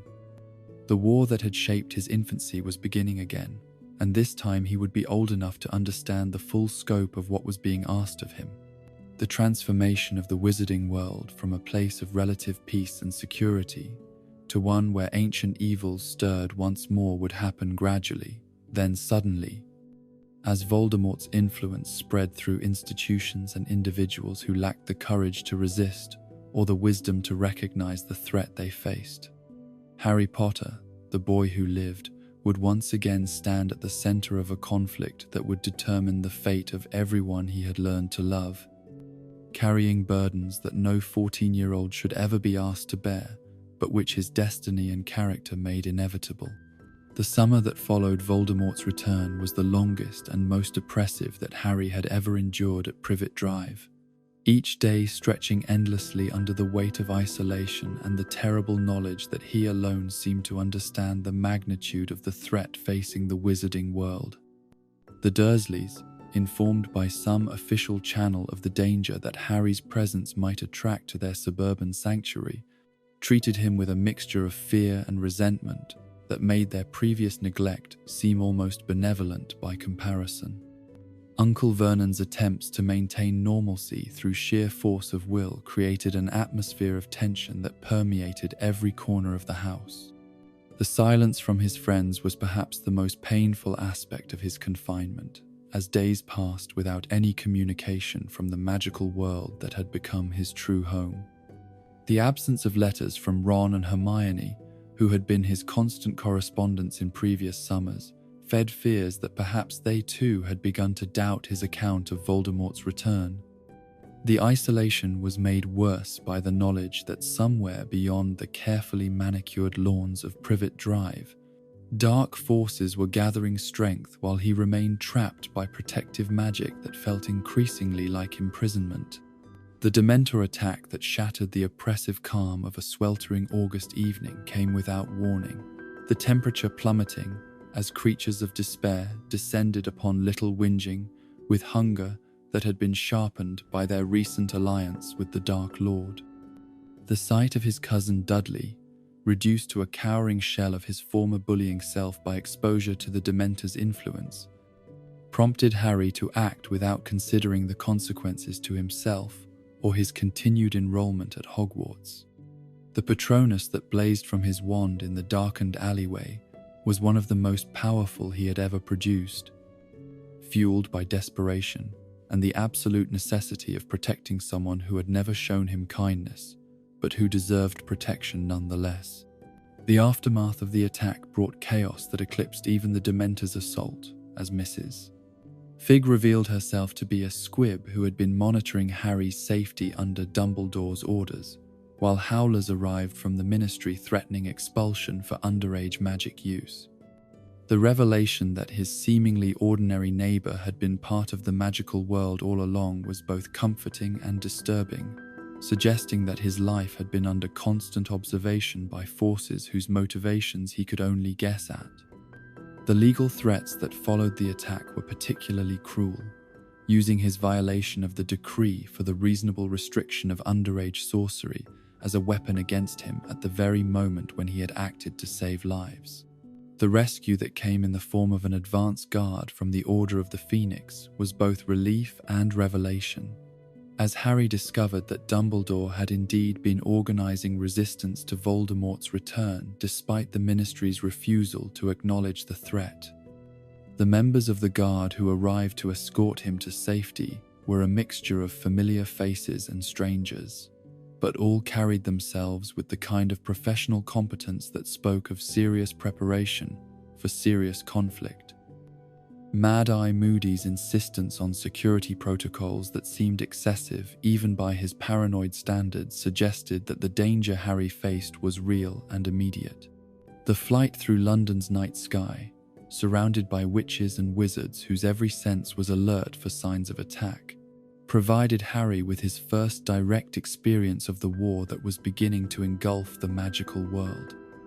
The city spread below them in patterns of light and shadow that seemed peaceful from such heights, but the tension radiating from his escorts made it clear that enemy forces could emerge from any shadow, that safety was an illusion that could be shattered in an instant by those who served the Dark Lord's will. Number 12 Grimmauld Place revealed itself reluctantly from between its muggle neighbours, the ancient magic that concealed it from unwanted attention, finally parting to allow Harry's entrance into what had become the headquarters of the Order of the Phoenix. The house itself was a monument to the Black family's complicated relationship with dark magic, its walls lined with portraits of ancestors whose painted eyes followed visitors with expressions of disdain and suspicion. The very air seemed thick with generations of accumulated prejudice and malevolent spells, creating an atmosphere that was both protective and oppressive. Sirius Black's transformation of his family home into a sanctuary for those fighting against everything his ancestors had believed in was perhaps the most complete rebellion imaginable. A repudiation of blood purity and dark magic that went beyond mere political disagreement to encompass fundamental questions about the nature of good and evil. His obvious discomfort with the house that held so many painful memories was matched only by his determination to use it in service of causes that would have horrified his relatives, living and dead. The reunion with Ron and Hermione in the kitchen of Grimmauld Place was both joyful and frustrating, as Harry discovered that his friends had been together for weeks, sharing experiences and information, while he remained isolated and ignorant at Privet Drive. Their explanation of the Order's activities, delivered in whispers to avoid adult oversight, painted a picture of organized resistance that was both encouraging and troubling in its implications.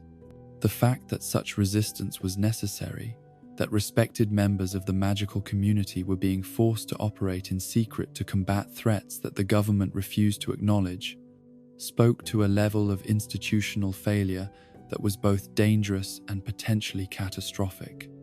Mrs. Weasley's protective fury at finding the children discussing matters she deemed too dangerous for their ears was magnificent in its maternal intensity, but it also highlighted the fundamental tension between the adults' desire to shield young people from harsh realities and those same young people's need to understand the forces that were shaping their world.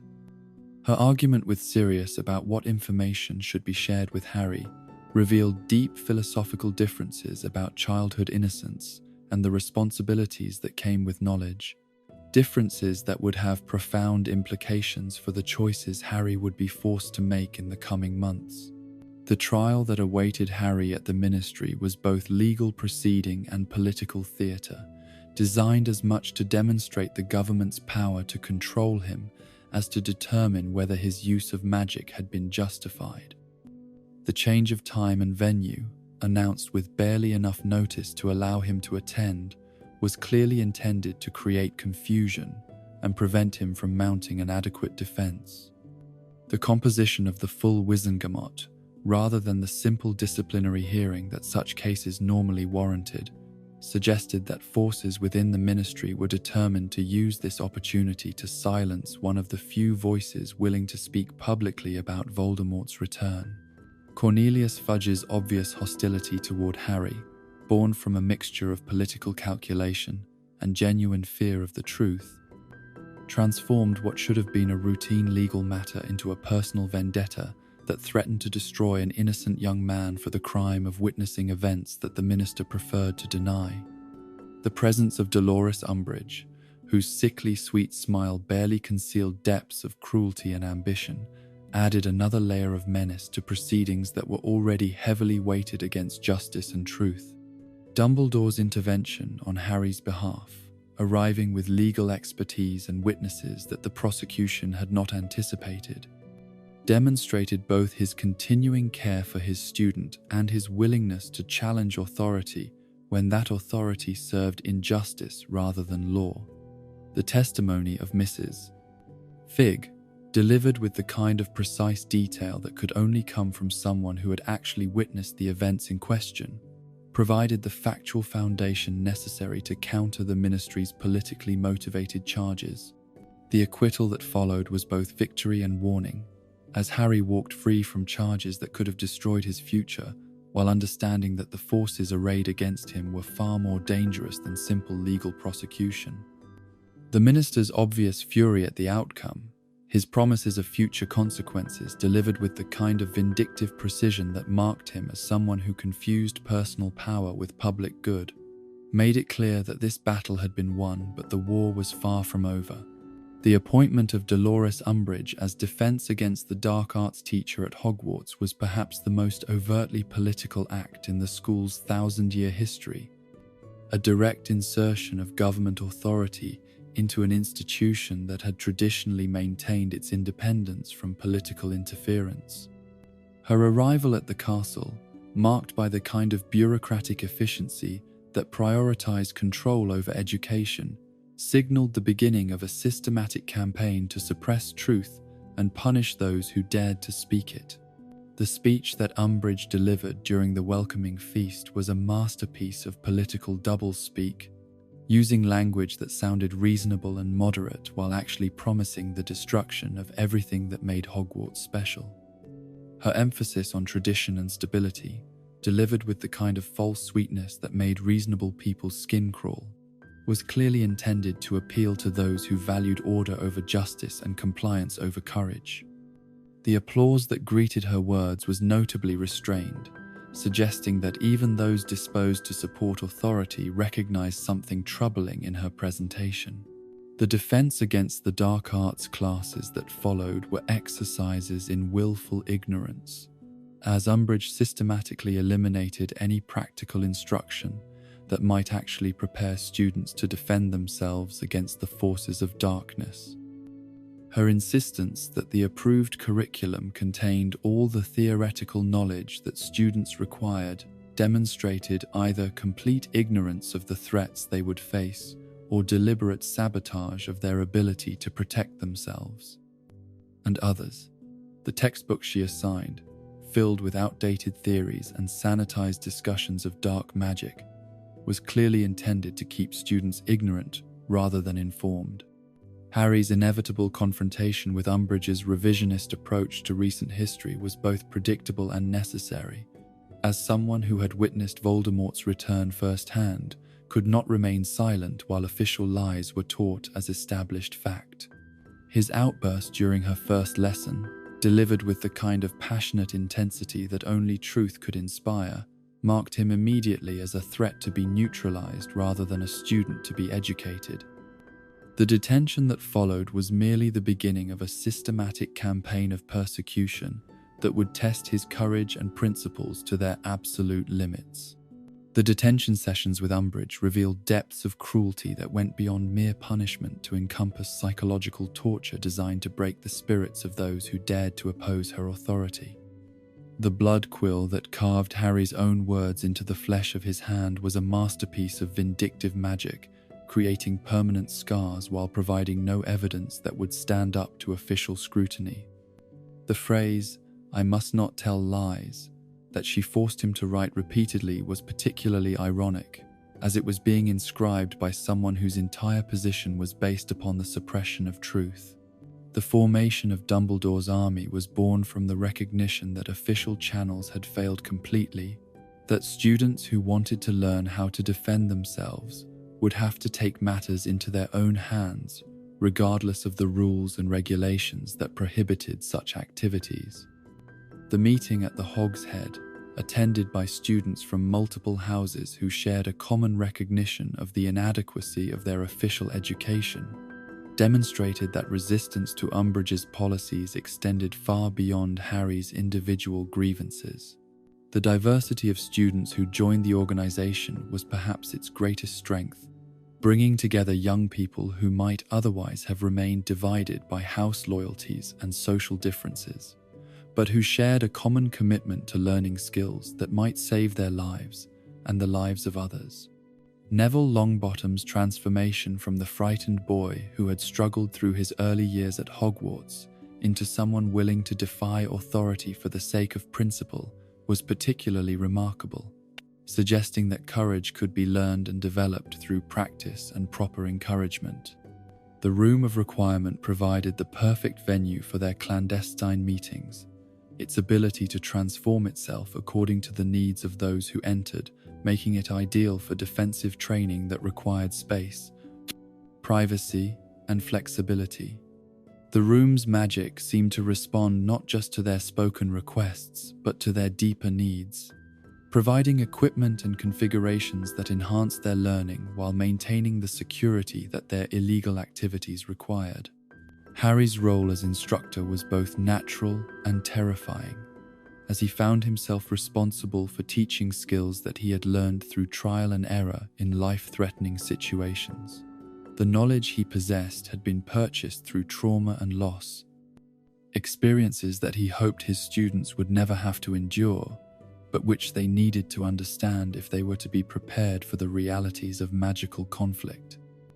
His ability to convey not just the technical aspects of defensive magic, but the emotional and psychological preparation necessary for actual combat marked him as a teacher whose lessons went far beyond mere academic instruction. The progress that the students made under his tutelage was remarkable, particularly among those like Neville and Luna, who had previously been dismissed as inadequate or eccentric by their peers. The Patronus charm that many of them mastered, despite its advanced difficulty, demonstrated both their natural abilities and the effectiveness of instruction that was tailored to practical application rather than theoretical understanding. The silver guardians that filled the room during their practice sessions were beautiful and powerful, each one a manifestation of its caster's capacity for joy and hope in the face of darkness. The relationship with Cho Chang that developed during these sessions was complicated by grief and attraction in equal measure, as Harry found himself drawn to someone whose own losses paralleled his own while struggling to understand his own emotions and desires. Their first kiss, stolen beneath the mistletoe that appeared mysteriously in the room of requirement, was both wonderful and terrible, tainted by Cho's tears for Cedric and Harry's inability to comfort her adequately. The complexity of teenage romance, played out against the backdrop of war and resistance, added another layer of emotional turmoil to lives that were already overburdened with stress and responsibility. The vision that Harry experienced during his History of Magic exam, showing Arthur Weasley being attacked by Voldemort's snake in the Department of Mysteries, marked a terrifying escalation in his psychic connection to the Dark Lord. The immediacy and intensity of the experience, which left him writhing on the examination floor while experiencing the attack from the perspective of the serpent itself, suggested that the link between their minds was growing stronger and more dangerous with each passing day. The emergency trip to St. Mungo's Hospital, necessitated by the life-threatening nature of Mr. Weasley's injuries, provided Harry with his first extended exposure to the kind of damage that dark magic could inflict on the human body and spirit. The long-term residents of the hospital, victims of curses and jinxes that had left them permanently damaged, served as stark reminders of the costs that war extracted from those who fought against evil. The sight of Neville's parents, reduced to shells of their former selves by prolonged exposure to the Cruciatus curse, was particularly devastating, providing insight into the personal tragedies that drove some people to risk everything for the cause of justice. The occlumency lessons with Professor Snape were perhaps the most challenging and unpleasant experiences of Harry's educational career. As the potions master's teaching methods combined technical instruction with psychological warfare in ways that seemed designed to cause maximum discomfort and humiliation, the necessity of learning to protect his mind from Voldemort's influence was undeniable. But Snape's obvious enjoyment of Harry's struggles and his willingness to exploit the most painful memories he encountered made the lessons almost unbearable. The revelation of his father's behavior during their school years, viewed through Snape's memories during an unguarded moment, shattered many of Harry's assumptions about the man he had idealized since childhood. The sight of James Potter tormenting a younger student, using magic to humiliate someone who was already socially isolated and vulnerable, forced Harry to confront the possibility that heroism and cruelty could coexist in the same person. The complexity of moral judgment, the recognition that good people could do terrible things and that redemption was possible even for those who had committed serious wrongs, was a lesson that would influence Harry's decisions for years to come. The attack on the Department of Mysteries, triggered by Harry's vision of Sirius being tortured by Voldemort, represented both the culmination of months of manipulation and the beginning of the most direct confrontation between the forces of light and darkness since the Dark Lord's return. The decision to mount a rescue mission, despite the obvious dangers and the possibility that the vision might be false, demonstrated the kind of loyal courage that defined Harry's character while also revealing his vulnerability to emotional manipulation. The journey to London, accomplished through the use of thestrals whose skeletal forms had become visible to Harry since witnessing Cedric's death, provided a fitting escort for a mission that would likely end in violence and loss. The winged creatures that carried Harry and his friends through the night sky were beautiful in their own stark way. Their ability to navigate between the worlds of life and death, making them appropriate guardians for young people who were traveling toward their own potential destruction. The Department of Mysteries itself was a maze of rooms and corridors that seemed designed to disorient visitors and protect secrets that were too dangerous for public knowledge. The various chambers that Harry and his friends explored contained wonders and terrors in equal measure. From the Room of Time, where past and future existed simultaneously, to the Chamber of Love, whose locked door suggested mysteries that even the department's researchers feared to investigate fully. The Hall of Prophecy, filled with thousands of glowing orbs that contained predictions about futures that might or might not come to pass, was both magnificent and terrifying in its implications. The specific prophecy that Voldemort sought, hidden among countless others and protected by magic that would punish anyone who tried to access it illegally, contained information about Harry's destiny that had shaped his entire life, despite his ignorance of its contents. The battle that erupted when the Death Eaters revealed themselves was unlike anything Harry had previously experienced. As adult dark wizards with years of combat experience engaged in lethal conflict with teenagers whose training had been limited to classroom exercises and DA meetings. The ferocity and skill of their opponents was overwhelming, forcing Harry and his friends to rely on teamwork and desperation, rather than superior magical ability to survive encounters that should have ended in their immediate deaths. The arrival of Order of the Phoenix members, alerted by Snape to the danger that Harry faced, transformed the battle from hopeless last stand into genuine combat between roughly equal forces. The sight of adults like Sirius Black and Remus Lupin fighting with the kind of deadly efficiency that years of war had taught them was both inspiring and terrifying, demonstrating the level of skill that Harry would need to develop if he hoped to survive the conflicts ahead. The death of Sirius Black, struck down by his own cousin's curse and falling through the mysterious veil that separated life from whatever lay beyond, was the most devastating loss of Harry's young life up to that point. The godfather who had represented his last real connection to his parents, who had offered him the possibility of a family relationship based on choice rather than obligation, was gone in an instant, leaving behind only memories and the terrible knowledge that Harry's decisions had contributed to his death. The rage that consumed Harry in the aftermath of Sirius's death was unlike anything he had ever experienced, a fury so pure and overwhelming that it transcended mere anger to become something approaching temporary insanity. His pursuit of Bellatrix Lestrange, the Death Eater whose curse had killed his godfather, and his attempt to use the Cruciatus curse against her demonstrated how close he had come to embracing the same darkness that he fought against. The failure of his torture curse, explained by Bellatrix herself as evidence that righteous anger was insufficient fuel for magic that required genuine desire to cause pain, provided a lesson about the nature of evil that would influence his approach to future conflicts. Voldemort's appearance in the Ministry Atrium, his first public manifestation since his return, finally provided irrefutable evidence of his revival that even Minister Fudge could not deny or dismiss. The duel between Dumbledore and his former student was a masterpiece of magical combat that demonstrated abilities far beyond anything Harry had previously witnessed.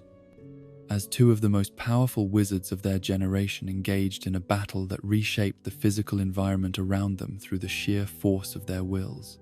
The possession attempt that followed, as Voldemort sought to use Harry's body to force Dumbledore to kill him, represented the most direct confrontation between good and evil that was possible within the constraints of physical reality. The pain that Harry experienced as the Dark Lord's consciousness invaded his own was beyond description, but it was ultimately overcome by his capacity for love and the memories of those who had died to protect him. The recognition that Voldemort's inability to understand or tolerate love was his greatest weakness provided crucial insight into how he might eventually be defeated. The prophecy that Dumbledore finally revealed to Harry in the aftermath of the battle explained much about the forces that had shaped his life while placing an almost unbearable burden of responsibility on his young shoulders. The knowledge that he was destined to either kill or be killed by Voldemort, that one of them must die for the other to live, transformed abstract concepts about good and evil into personal reality that would define every choice he made going forward. The summer that followed would bring new challenges and revelations, but Harry faced them with the knowledge that he was no longer fighting merely for his own survival or even for the safety of his friends, but for the future of everyone he had learned to love. The dance between light and darkness that had begun with his parents' sacrifice was entering its final phase, and the boy who had lived would soon be called upon to become the man who would choose how the story ended. The summer that preceded Harry's 6th year at Hogwarts was unlike any he had previously experienced, marked not by isolation and ignorance but by inclusion in the most dangerous and important work that the wizarding world had to offer. The revelation of the prophecy that bound his fate to Voldemort's had transformed him from protected child to active participant in the war, though the transition brought with it responsibilities and knowledge that no 16-year-old should have been asked to bear. The rescue from Privet Drive came not through dramatic midnight flights, but through Dumbledore's personal intervention, the elderly headmaster appearing at the Dursleys' door with the kind of quiet authority that made even Vernon's bluster seem pathetic and inconsequential. The journey through London's magical underbelly, apparating from location to location as Dumbledore attended to mysterious business that he explained in fragments and implications, provided Harry with his first glimpse of the war effort's true scope and complexity. The people they visited were not the obvious heroes of newspaper stories, but ordinary witches and wizards whose contributions to the fight against darkness came through subtler forms of courage, information gathered in dangerous circumstances, safe houses maintained despite constant risk, resources provided without expectation of recognition or reward. The mission to recruit Horace Slughorn was both a practical necessity and an object lesson in the power of personal relationships over political ideology, as Dumbledore demonstrated how someone's fundamental decency could be appealed to even when their initial instincts counseled caution and self-preservation.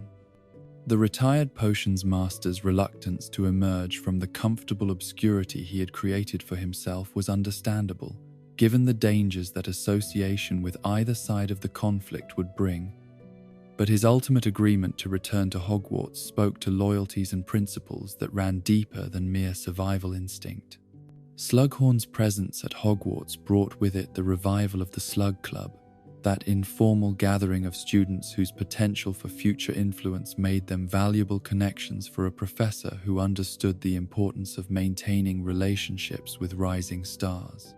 Harry's inclusion in this select group was both gratifying and uncomfortable, as he recognized that his value to Slughorn lay not in his academic achievements or personal character, but in his fame and the political advantages that association with him might provide.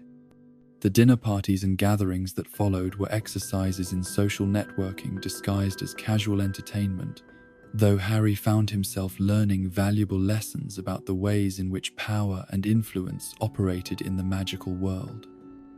The Half-Blood Prince's textbook that Harry acquired in his first potions lesson was an unexpected treasure that transformed his understanding of magical theory and practical application in ways that went far beyond simple academic improvement.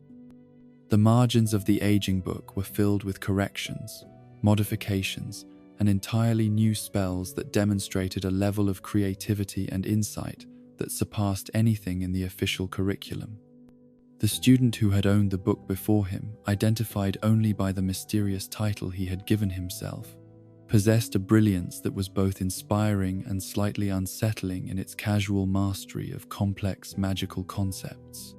The private lessons with Dumbledore that began shortly after the term's start were perhaps the most important education Harry had ever received, though they dealt not with spells or potions but with history and the understanding of evil that would prove essential in the battles ahead. The memories that Dumbledore had collected about Tom Riddle's life and transformation into Lord Voldemort painted a picture of corruption that was both gradual and inevitable, showing how brilliance without compassion could become the foundation for monstrous acts that defied every principle of civilized behavior. The first memory they explored together revealed Tom Riddle's origins in ways that challenged simplistic notions of good and evil being determined by blood or birthright. The young man who would become Voldemort had been born from a relationship that exemplified the worst aspects of both magical and mundane society: love potions that negated free will, abandonment that left children to survive without support, poverty, that grinding persistence that wore away hope and replaced it with resentment. Yet other children had emerged from similar circumstances without becoming monsters, suggesting that choices mattered more than conditions in determining ultimate character. The memory of Riddle at Hogwarts, charming and brilliant and already showing signs of the megalomania that would define his later actions, demonstrated how early the seeds of his eventual corruption had been planted.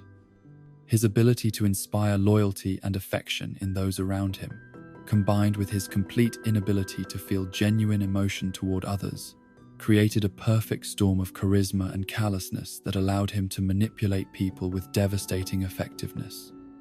The way he had used his fellow students as tools and experiments rather than friends or companions showed how his fundamental inability to love had poisoned every relationship he formed. The revelation that Voldemort had created Horcruxes, objects that contained fragments of his soul and anchored him to life even when his body was destroyed, provided crucial insight into how he had survived his encounter with baby Harry and why he seemed impossible to kill permanently. The concept itself was so dark and unnatural that most wizards refused to acknowledge its existence, viewing the deliberate fragmentation of the soul as the ultimate violation of magical law and natural order. The process of creating such objects required acts of murder so cold and calculated that they tore the soul apart, leaving the creator less human with each division. Harry's growing proficiency in potions, aided by the Half-Blood Prince's innovative approaches and improvements, earned him recognition and praise that felt simultaneously deserved and fraudulent. The success he achieved by following someone else's work, rather than through his own understanding and effort, raised uncomfortable questions about the nature of achievement and the ethics of using advantages that others did not possess. Professor Slughorn's obvious delight in Harry's performance was gratifying, but it was based on a fundamental misunderstanding of where his sudden improvement had originated. The relationship with Ginny Weasley that began to develop during this period was both natural and complicated, built on years of friendship and mutual respect, but complicated by the history of her childhood crush and the complex dynamics of his relationship with her family. Her growth from the shy girl who had been unable to speak in his presence to the confident young woman who challenged him intellectually and emotionally was remarkable to witness. Though Harry found himself struggling to understand his own feelings as attraction mixed with genuine affection and protective instinct, the memories that Dumbledore continued to share painted an increasingly disturbing picture of Voldemort's descent into inhumanity, as Tom Riddle's natural intelligence and magical ability were corrupted by his obsession with immortality and power over others. The murders he had committed to create his Horcruxes were not crimes of passion or desperation, but calculated acts designed to achieve specific magical goals, each victim chosen for their symbolic value or their connection to objects that would serve as suitable containers for fragments of his soul.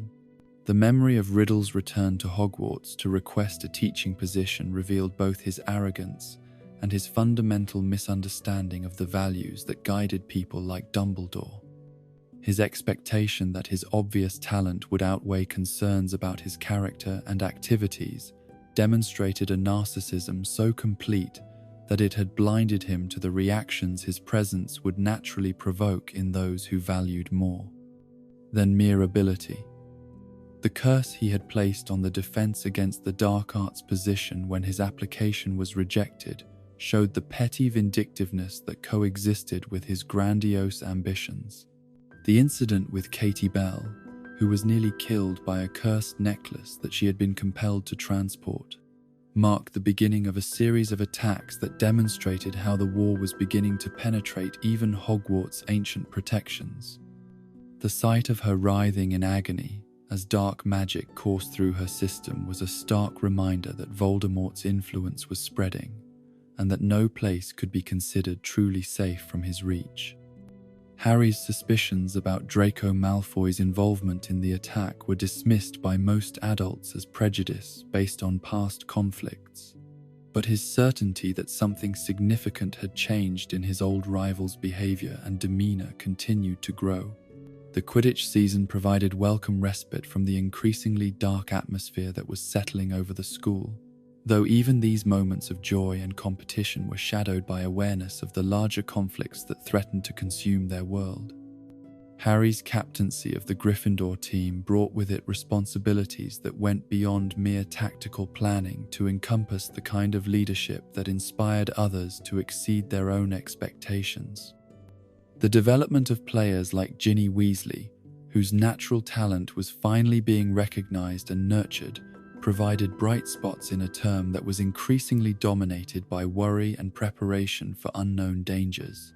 The memory of Hepzibah Smith's murder revealed both Voldemort's methods and his motivations in ways that were deeply disturbing, showing how he had used charm and false friendship to gain access to artifacts that he coveted while planning the victim's death with casual indifference to her humanity.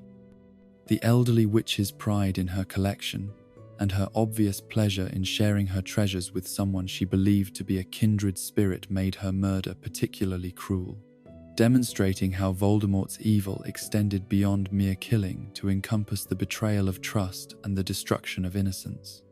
The growing tension between Harry and Professor Snape reached new heights as the potions master's obvious resentment of Harry's improved performance mixed with his suspicious awareness that something had changed in his approach to the subject. The confrontation over the Half-Blood Prince's identity, when Snape's searching questions came uncomfortably close to exposing the source of Harry's success, suggested that the professor knew more about the mysterious former student than he was willing to reveal. The animosity between them had deepened beyond their original conflicts to encompass fundamental disagreements about methods and morality that seemed impossible to resolve. The disastrous date with Cho Chang that had marked the previous year seemed almost pleasant in retrospect when compared to the complicated emotions that arose from Harry's growing attraction to Ginny Weasley and his uncertainty about Clay's. How to navigate feelings that involved one of his best friend's sisters. The social dynamics of teenage romance, played out against the backdrop of increasing danger and uncertainty, added layers of stress to relationships that were already strained by external pressures. The moments of connection and understanding that he shared with Ginny were precious precisely because they offered glimpses of normalcy and hope in a world that seemed increasingly defined by conflict and loss. The mission to retrieve Slughorn's memory about Horcruxes became Harry's most important assignment, though the old professor's reluctance to share information that he clearly regretted providing in the first place made success seem increasingly unlikely. The shame and horror that Slughorn felt about his inadvertent role in Voldemort's quest for immortality were understandable, but they also represented obstacles to gathering intelligence that might prove crucial in determining how the Dark Lord could be defeated. The careful campaign of influence and persuasion that Harry mounted, aided by the liquid luck that had been his prize for potions excellence, demonstrated both his growing maturity and his understanding of human psychology. The true memory that Slughorn finally provided revealed the full scope of Voldemort's ambitions in ways that were both clarifying and terrifying. As the young Tom Riddle's casual questions about creating multiple Horcruxes suggested a level of soul fragmentation that went far beyond what anyone had imagined possible. The number 7, which Riddle had fixated upon as the most magical number, implied a degree of self-mutilation that challenged basic assumptions about the nature of humanity and the limits of what someone might do in pursuit of power. The revelation that Voldemort had likely created 6 Horcruxes, in addition to the fragment of soul that remained in his body, provided both a roadmap for his destruction and a measure of the enormous task that lay ahead. The cave expedition that followed, undertaken by Harry and Dumbledore together in search of what they hoped would be one of Voldemort's Horcruxes, represented both the culmination of their investigative work and the beginning of the most dangerous phase of their campaign against the Dark Lord. The location that Riddle had chosen for hiding one of his most precious possessions was both symbolically appropriate and practically formidable. A place where he had first demonstrated his power over others and which had been transformed into a fortress that would challenge even the most skilled wizards to penetrate. The boat journey across the underground lake, with its crew of Inferi waiting beneath the dark water for anyone foolish enough to disturb their rest, provided a foretaste of the dangers that awaited them in the cave's depths. The reanimated corpses that served as guardians were neither alive nor truly dead, but something in between, sustained by dark magic that made them nearly impossible to destroy and absolutely impossible to reason with. Their presence transformed what might have been a simple retrieval mission into a battle for survival against enemies that felt no pain and acknowledged no mercy. The potion that protected the Locket Horcrux was perhaps Voldemort's most cruel creation, designed not simply to kill intruders, but to force them to experience the kind of psychological torment that he had inflicted on his victims throughout his career. The effects that it had on Dumbledore, reducing the most powerful wizard of his generation to a helpless, terrified shell of himself, demonstrated both the sophisticated malevolence that had gone into its creation and the personal nature of Voldemort's hatred for anyone who had ever opposed him. The visions and memories that the potion forced its victim to relive were not random nightmares, but specific recreations of their worst moments and deepest regrets. Harry's role in forcing Dumbledore to continue drinking the potion, despite the old wizard's obvious agony and desperate pleas to stop, was perhaps the most difficult thing he had ever been asked to do, testing his loyalty and resolve in ways that went beyond physical courage to encompass moral strength. The trust that Dumbledore had placed in him, the absolute faith that Harry would do what was necessary regardless of the personal cost, was both humbling and terrifying in its implications. The knowledge that he was causing suffering to someone he loved in order to serve a greater good was a lesson in the harsh arithmetic of war that would influence every decision he made in the battles ahead. The discovery that the locket they had sacrificed so much to obtain was merely a fake, replaced by someone who had anticipated their mission and left behind only a mocking note signed with the initials R.A.B., was devastating in ways that went beyond simple disappointment to encompass a complete re-evaluation of their strategy and assumptions. The unknown person who had preceded them to the cave and successfully retrieved the real Horcrux remained a mystery whose identity and motivations could only be guessed at, though the note suggested someone who had been close enough to Voldemort to understand his methods while possessing the courage to oppose him directly. The return journey to Hogwarts should have provided time for reflection and planning, but instead it brought news that forces loyal to Voldemort had found a way to breach the castle's ancient defenses, using methods that demonstrated both their growing boldness and their intimate knowledge of the school's vulnerabilities. The dark mark hanging over the astronomy tower like a malevolent constellation was visible from miles away, announcing to everyone who saw it that the sanctuary that Hogwarts had always represented was no longer inviolate. The battle that Harry witnessed from his concealed position beneath the invisibility cloak was brief but devastating, as Death Eaters who had infiltrated the castle through methods that remained unclear engaged with members of the Order of the Phoenix who had responded to calls for help. The sight of Draco Malfoy confronting Dumbledore with obvious reluctance and terror confirmed Harry's suspicions about his involvement in the year's attacks, while revealing the impossible position that Voldemort had placed him in, by demanding that a 16-year-old boy commit murder.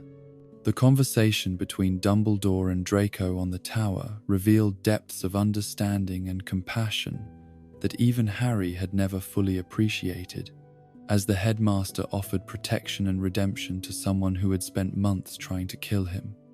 The recognition that Draco was as much a victim of circumstances beyond his control as he was a willing participant in evil demonstrated the kind of moral complexity that made this war different from simple conflicts between good and good, bad, heroes and villains. Severus Snape's arrival at the crucial moment seemed like salvation, until the moment when he raised his wand against the man who had trusted him above all others, whose faith in his redemption had provided the foundation for his entire adult life.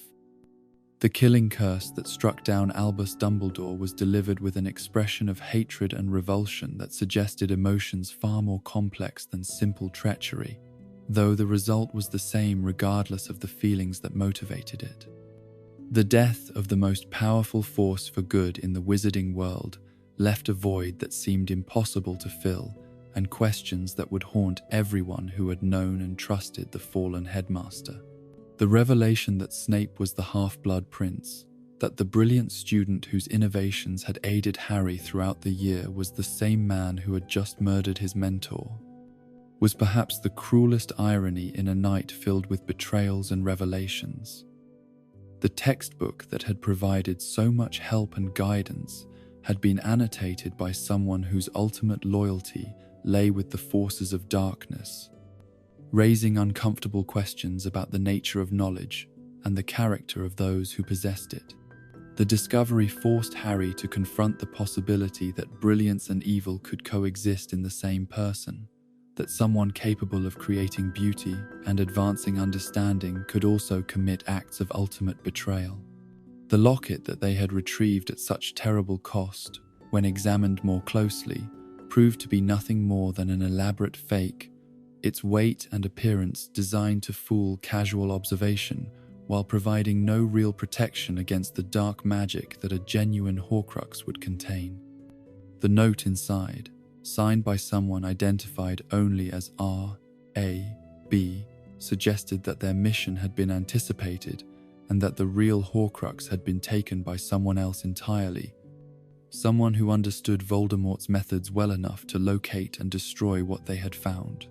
The funeral that marked the end of term was unlike anything in Hogwarts' long history, as witches and wizards from every corner of magical Britain gathered to honor a man whose influence had touched virtually every aspect of their society. The ceremony itself was both magnificent and heartbreaking, combining the grandeur appropriate to one of the most important figures in wizarding history with the personal grief of those who had known Albus Dumbledore, not as a symbol but as a friend, teacher, and protector. Harry's decision not to return to Hogwarts for his final year, announced to Ron and Hermione with the kind of quiet determination that brooked no argument, marked the end of his formal education and the beginning of the most dangerous phase of his life. The mission to find and destroy Voldemort's remaining Horcruxes would require skills and knowledge that no classroom could provide, courage that went beyond academic requirements, and sacrifices that would test everything he had learned about friendship, loyalty, and the prices that must sometimes be paid to protect what matters most.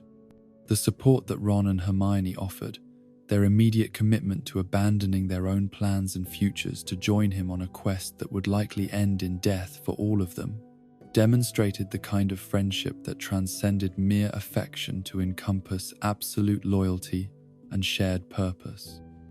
Their willingness to sacrifice their own safety and prospects for his sake was both humbling and strengthening, providing him with the confidence that whatever lay ahead, he would not face it alone. The summer that stretched before them would bring preparation and planning, the careful accumulation of resources and knowledge that would be necessary for survival in a world where Voldemort's influence was growing stronger with each passing day. But beneath the practical necessities lay deeper questions about the nature of sacrifice and redemption, about whether love could ultimately triumph over hatred, and about the prices that ordinary people might be willing to pay to ensure that future generations would inherit a world worth living in. The dance between light and darkness that had defined Harry's entire life was entering its final phase, with stakes that encompassed not just his own survival, but the future of everyone he had learned to love. The boy who had lived was becoming the young man who would choose how the story ended, carrying with him the lessons that Dumbledore had tried to teach about the power of love and the importance of choice in determining character and destiny. The summer that followed Dumbledore's death was the darkest the wizarding world had known since Voldemort's first rise to power, as the protections that had held darkness at bay for over a decade crumbled with the loss of the one wizard whom even the Dark Lord had feared. The Ministry of Magic fell to corruption and infiltration with shocking swiftness, its defenses proving as fragile as morning frost when faced with enemies who had spent years planning their assault on the institutions that governed magical Britain. The death of Rufus Scrimgeour, announced through official channels as the result of his refusal to reveal Harry Potter's whereabouts, marked the end of any pretense that the government remained independent of Voldemort's influence. The wedding of Bill Weasley and Fleur Delacour, planned as a celebration of love, triumphant over the scars that war had left upon them both, became instead a desperate grab for joy in a world that seemed increasingly determined to deny happiness to those who had already sacrificed so much. The preparations that consumed the Burrow in the days before the ceremony were both touching and heartbreaking, as Mrs. Place's Dotlover's son's Firth. Weasley threw herself into creating perfection that might serve as a bulwark against the chaos that threatened to consume everything they held dear. The decorations that transformed the garden into something from a fairy tale seemed almost defiant in their beauty, a declaration that love and hope could still flourish even when darkness gathered on every horizon. Harry's disguise as a distant Weasley cousin, achieved through Polyjuice potion that left him looking like a red-headed stranger even to himself, was both necessary for security and symbolically appropriate for someone who had found more family among the Weasleys than he had ever known with his blood relatives. The transformation into Barney Weasley was uncomfortable in ways that went beyond the physical sensation of inhabiting an unfamiliar body, forcing him to confront how thoroughly his identity had become bound up with his appearance and the recognition that came with his distinctive scar. The guests who gathered for the celebration represented the best of what the wizarding world could offer, witches and wizards who had chosen to attend, despite the obvious dangers that association with the Weasley family might bring in times when blood traitors were marked for persecution. Luna Lovegood's presence, accompanied by her father Xenophilius and his mysterious triangular pendant, added another layer of mystery to an event that was already charged with unspoken tensions and suppressed fears. The symbol that adorned Lovegood's necklace seemed familiar in ways that Harry could not quite place, stirring memories that remained frustratingly just beyond the reach of conscious recollection. Victor Krum's recognition of the pendant as the mark of Grindelwald, delivered with the kind of visceral disgust that could only come from personal experience with the Dark Wizard's legacy, provided the first hint that symbols and allegiances were not always what they appeared to be. The revelation that the triangular design had once been associated with one of history's most notorious dark wizards cast a shadow over the celebration that seemed to darken the very air around them, suggesting connections and conspiracies that extended far beyond the current conflict. The Patronus that interrupted the wedding reception, bearing news of the Ministry's fall and Scrimgeour's death, shattered the carefully maintained illusion of safety and normalcy that the celebration had created. Kingsley Shacklebolt's warning, delivered in his distinctive deep voice through magic that allowed no doubt about the message's authenticity, sent waves of panic through the assembled guests as the reality of their situation became impossible to ignore. The ordered evacuation that followed was both impressive and heartbreaking, as friendships and family bonds were severed by necessity and the demands of survival in a world where association with known enemies of the regime could mean death. The disapparition to Tottenham Court Road, executed with desperate haste as Death Eaters began appearing among the wedding guests, marked the beginning of Harry, Ron, and Hermione's exile from everything familiar and safe. The Muggle cafe where they sought temporary refuge seemed almost surreal in its ordinariness, serving tea and conversation to customers who had no idea that the fate of their world was being decided by forces they could neither see nor comprehend. The normalcy of their surroundings, with its checkered tablecloths and cheerful waitress, provided a stark contrast to the life or death decisions that were being made over cooling cups of coffee. The attack that followed, as Dolohov and Thorfinn Roll tracked them through magical means that Harry was only beginning to understand, demonstrated both the effectiveness of Voldemort's surveillance network and the trio's growing skill at handling threats that would have overwhelmed them just months earlier. The battle in the cramped confines of the cafe was brief but vicious, spells ricocheting off walls and shattering crockery as three teenagers fought for their lives against adult wizards whose experience in magical combat far exceeded their own. The victory they achieved through teamwork and desperation rather than superior skill provided both confidence and sobering awareness of how close they had come to capture or death. The decision to seek refuge at Grimmauld Place, despite the obvious risks that returning to a known order safe house might entail, was born from desperation and the lack of alternatives that would become a constant theme in the months ahead. The house that had once seemed oppressive in its dark grandeur now felt like sanctuary, its ancient protections and concealment charms providing the security that they desperately needed while they processed the magnitude of what had occurred and planned their next moves. The discovery of Regulus Black's true identity as R.A.B., revealed through Creature's reluctant testimony about his young master's final mission, provided both crucial intelligence about one of Voldemort's Horcruxes and heartbreaking insight into the courage that could exist even in the most unlikely places. The story that emerged from the House Elf's memories painted a picture of redemption and sacrifice that challenged Harry's assumptions about the Black family and the nature of heroism itself. Regulus's transformation from Death Eater to enemy of Voldemort, driven by horror at the treatment of his beloved house elf, demonstrated how love could triumph over ideology, even in the most corrupted hearts. The revelation that Mundungus Fletcher had stolen Slytherin's locket from Grimmauld Place and sold it to Dolores Umbridge as payment for a bribe transformed their search from theoretical investigation into immediate necessity. The knowledge that one of Voldemort's Horcruxes was in the possession of someone whose cruelty and government position made her nearly untouchable created urgency that drove them to attempt infiltration of the ministry itself, despite the obvious dangers that such a mission would entail. The month of preparation that preceded their ministry infiltration was spent in careful planning and intensive magical practice, as they developed skills and strategies that their Hogwarts education had never covered.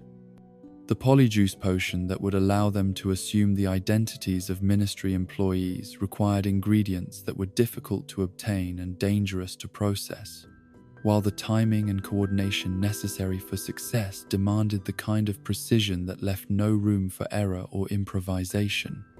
The infiltration itself, accomplished through a combination of careful planning and desperate improvisation, provided Harry with his first direct experience of how thoroughly Voldemort's influence had corrupted the institutions that were meant to protect magical society.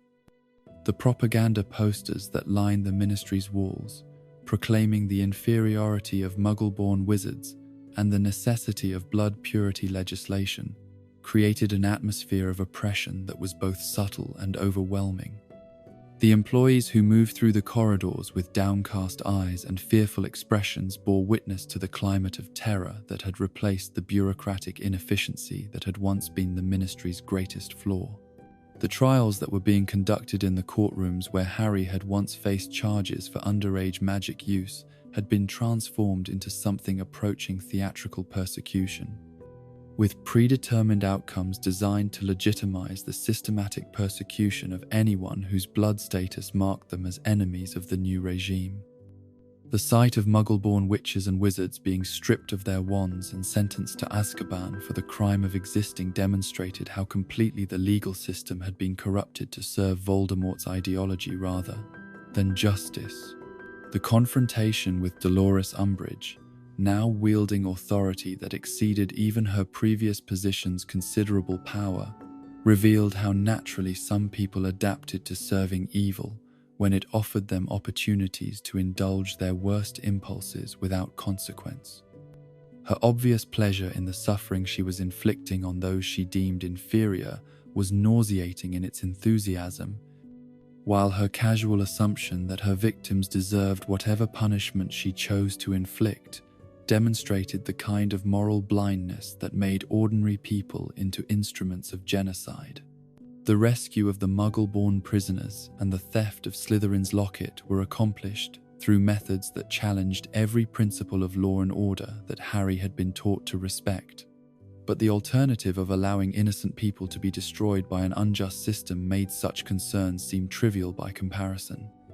The stunning spells that left ministry employees unconscious in their offices, the memory modifications that prevented them from reporting what they had witnessed, and the general chaos that accompanied their escape were all necessary components of a mission that served justice, even while violating every legal statute in the books. The discovery that the locket was indeed a genuine Horcrux, radiating the kind of malevolent energy that made even brief contact with it physically and emotionally draining, provided validation for the sacrifices they had made while creating new challenges that none of them had fully anticipated. The effect that wearing the locket had on whoever bore it was both subtle and devastating, amplifying negative emotions and suppressing positive ones until even the strongest relationships became strained by suspicion and resentment that felt entirely justified to those experiencing them. The months of camping that followed their escape from London were perhaps the most difficult period of their friendship, as the combination of constant danger, inadequate resources, and the Horcrux's malevolent influence tested their bonds in ways that even their shared experiences at Hogwarts had never approached. The inability to make meaningful progress in their search for additional Horcruxes created frustration that compounded daily, while the knowledge that their families and friends were suffering under the regime they had left behind added guilt to the emotional burdens they already carried.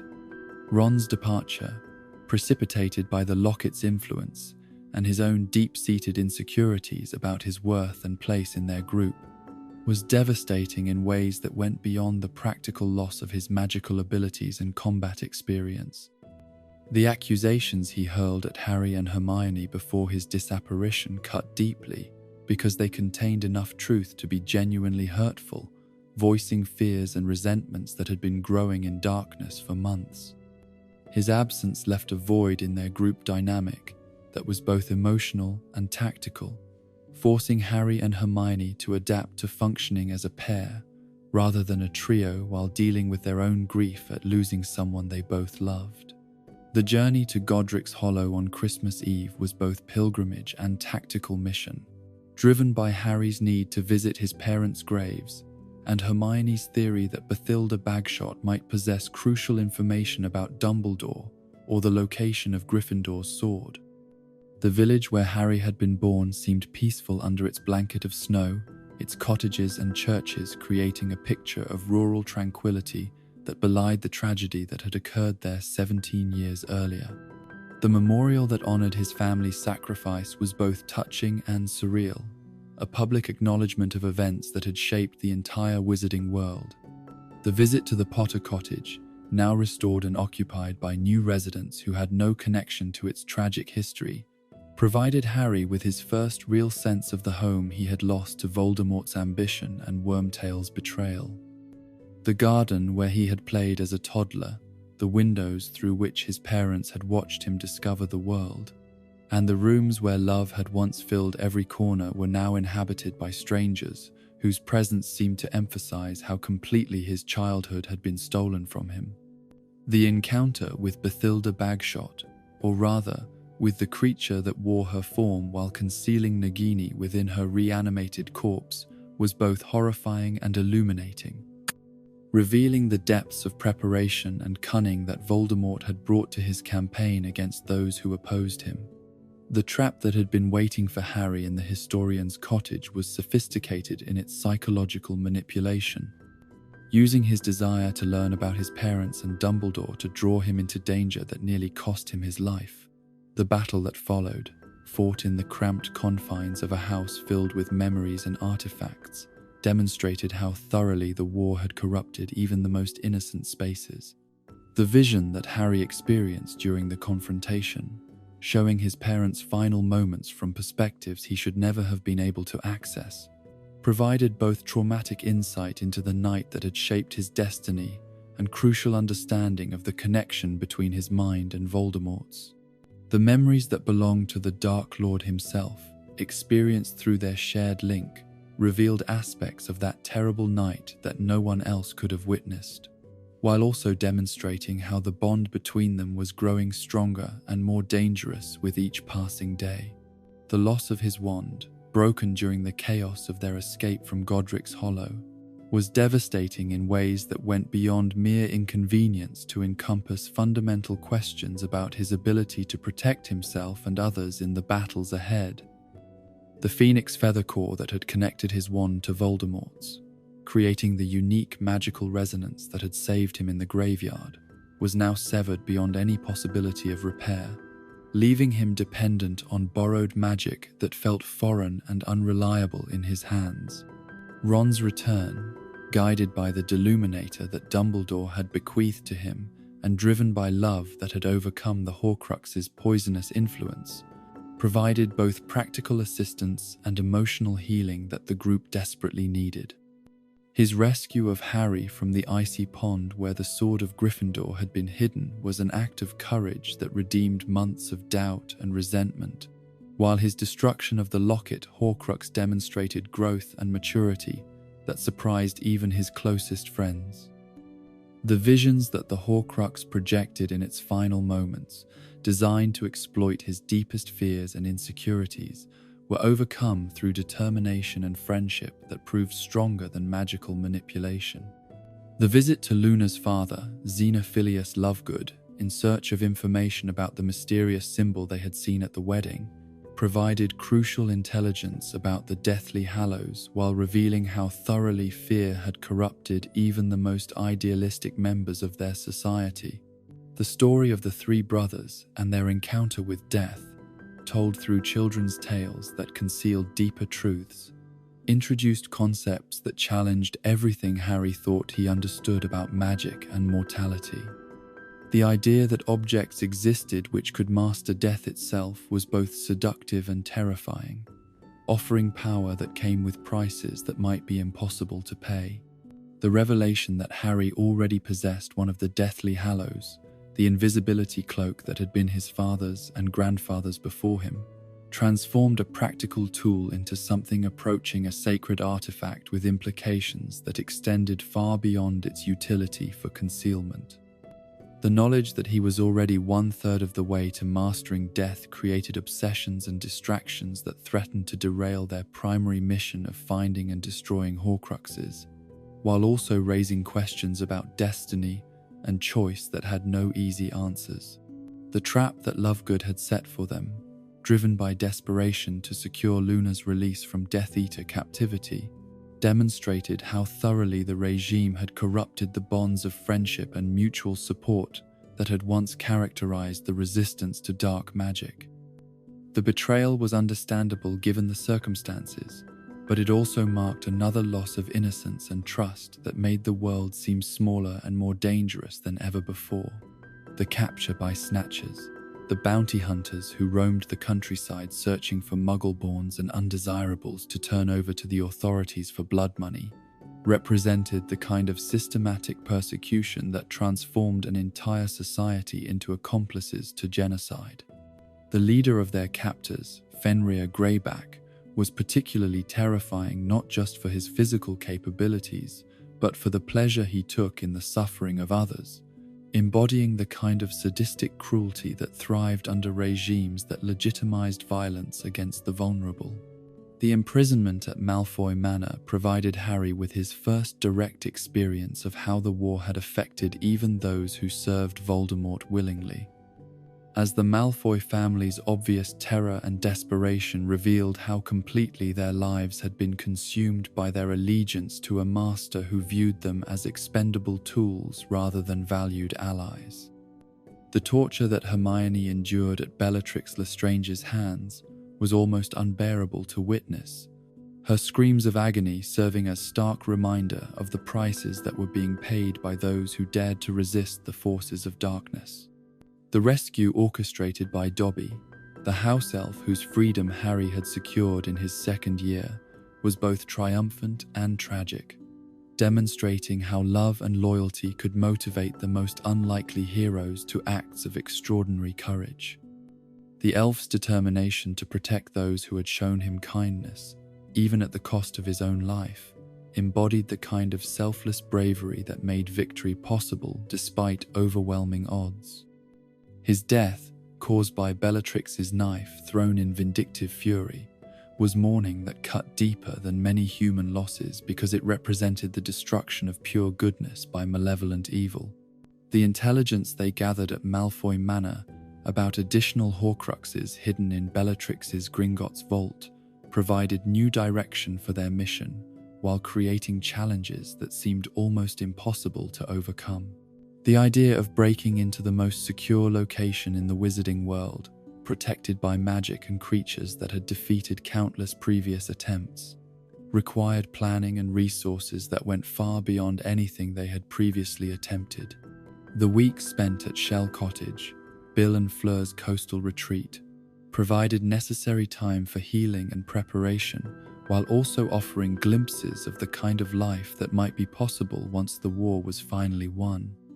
The simple domesticity of the newlywed couple, their ability to create beauty and peace despite the chaos surrounding them, served as powerful reminder of what they were fighting to preserve. The conversations with Gryffindor about goblin perspectives on ownership and justice revealed cultural differences that complicated their mission, while also providing insight into magical society's systematic exclusion of non-human, sentient beings. The break-in at Gringotts Bank was perhaps the most audacious operation in the history of magical crime, requiring coordination and timing that left no room for error, while depending on cooperation from allies whose motivations remained fundamentally incompatible with their own. The transformation that allowed Hermione to impersonate Bellatrix Lestrange was both necessary and disturbing, forcing her to embody someone whose cruelty she despised while maintaining the performance well enough to fool some of the most suspicious people in magical society. The dragon that guarded the deepest vaults was a magnificent and terrible creature, its blindness and scarred hide bearing witness to decades of abuse, designed to break its spirit and make it compliant to the bank's security needs. The escape that they managed, riding the dragon as it broke free from its underground prison and soared into sunlight it had not seen for years, was both exhilarating and symbolic, representing liberation from systems of oppression that had constrained both human and non-human magical beings for generations.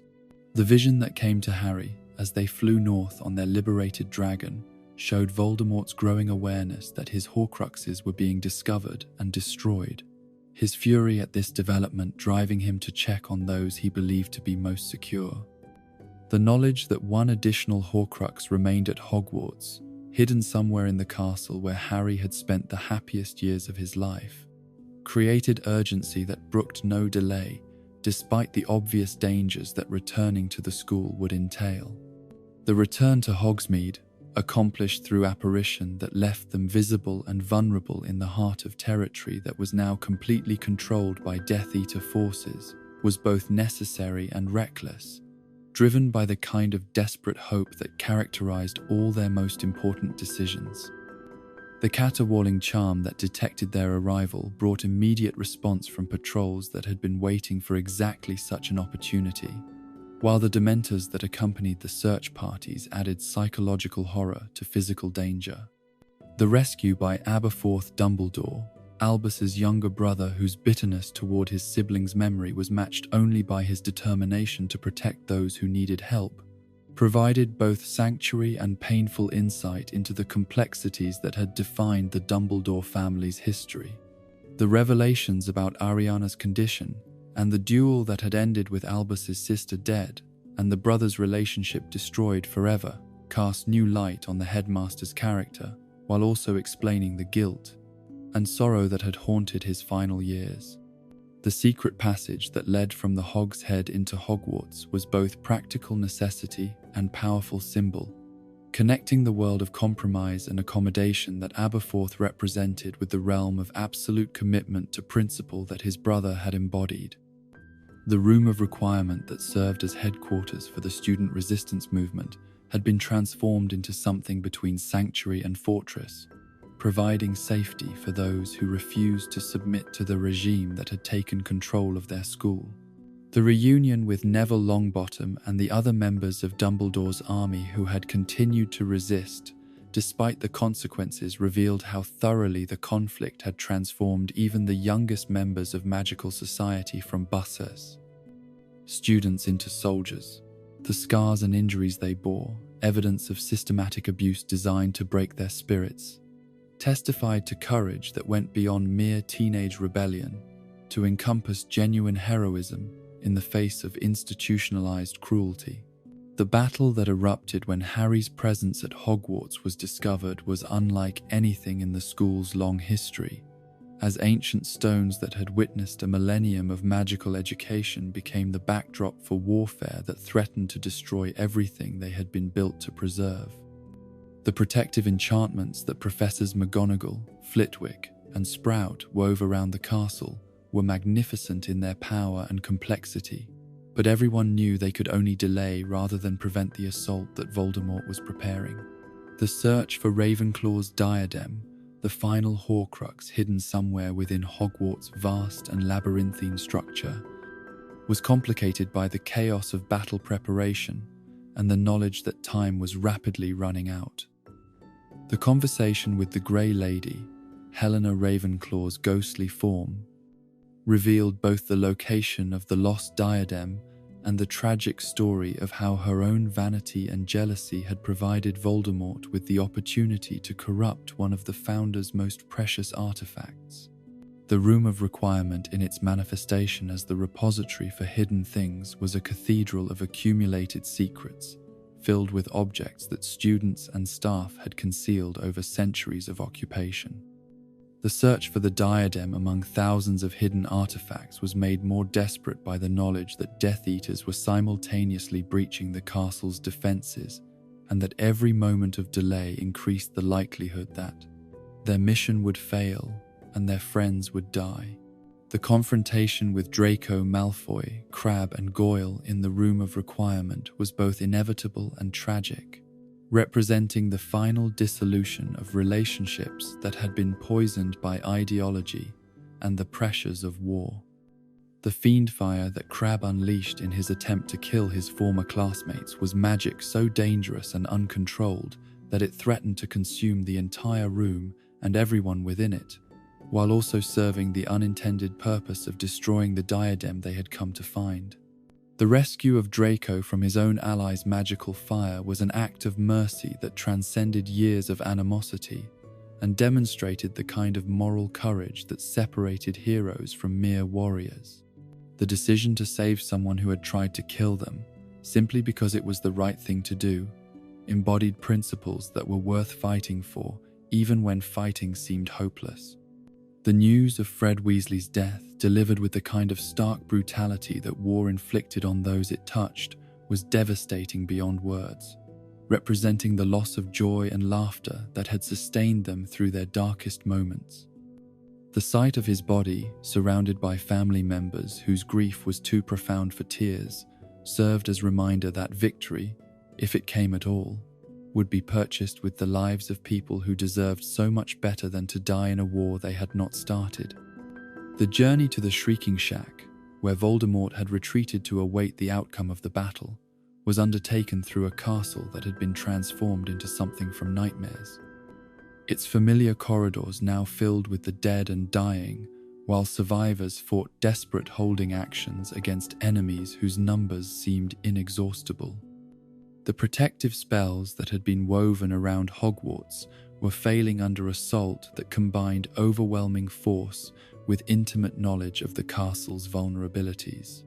The scene they witnessed in the Shrieking Shack, as Voldemort murdered Severus Snape in the mistaken belief that this would give him mastery over the Elder Wand, was both horrifying and revelatory, demonstrating once again how the Dark Lord's ignorance of love and loyalty blinded him to truths that might have saved him from his ultimate fate. The memories that Snape released with his dying breath contained secrets that would reshape Harry's understanding of everything that had happened since his birth, revealing motivations and sacrifices that had remained hidden for 17 years. The revelation that Harry himself was a Horcrux, that a fragment of Voldemort's soul had been living within him since the night his parents died, was perhaps the most devastating truth in a life that had been shaped by devastating truths from the very beginning. The knowledge that he would have to die for Voldemort to be truly mortal created a despair that went beyond mere fear of death to encompass the crushing weight of understanding that everything he had fought for, everyone he had tried to protect, had been meaningless if he could not find the courage to make the ultimate sacrifice. The walk into the Forbidden Forest, undertaken alone despite every instinct that screamed for companionship and support, was the most difficult journey of his life, each step carrying him closer to a destiny that he understood but could not fully accept. The resurrection stone that he discovered within the Golden Snitch provided brief communion with those who had died to protect him, their presence offering comfort and strength that made the final sacrifice possible even if it could not make it easy. The confrontation with Voldemort in the forest clearing was less battle than execution, as Harry offered no resistance to the killing curse that was meant to end his life and complete the Dark Lord's victory over the prophecy that had bound their fates together. The green light that had haunted his dreams since childhood struck him with force that seemed to tear his soul from his body, carrying him into a realm between life and death where ultimate truths could finally be revealed.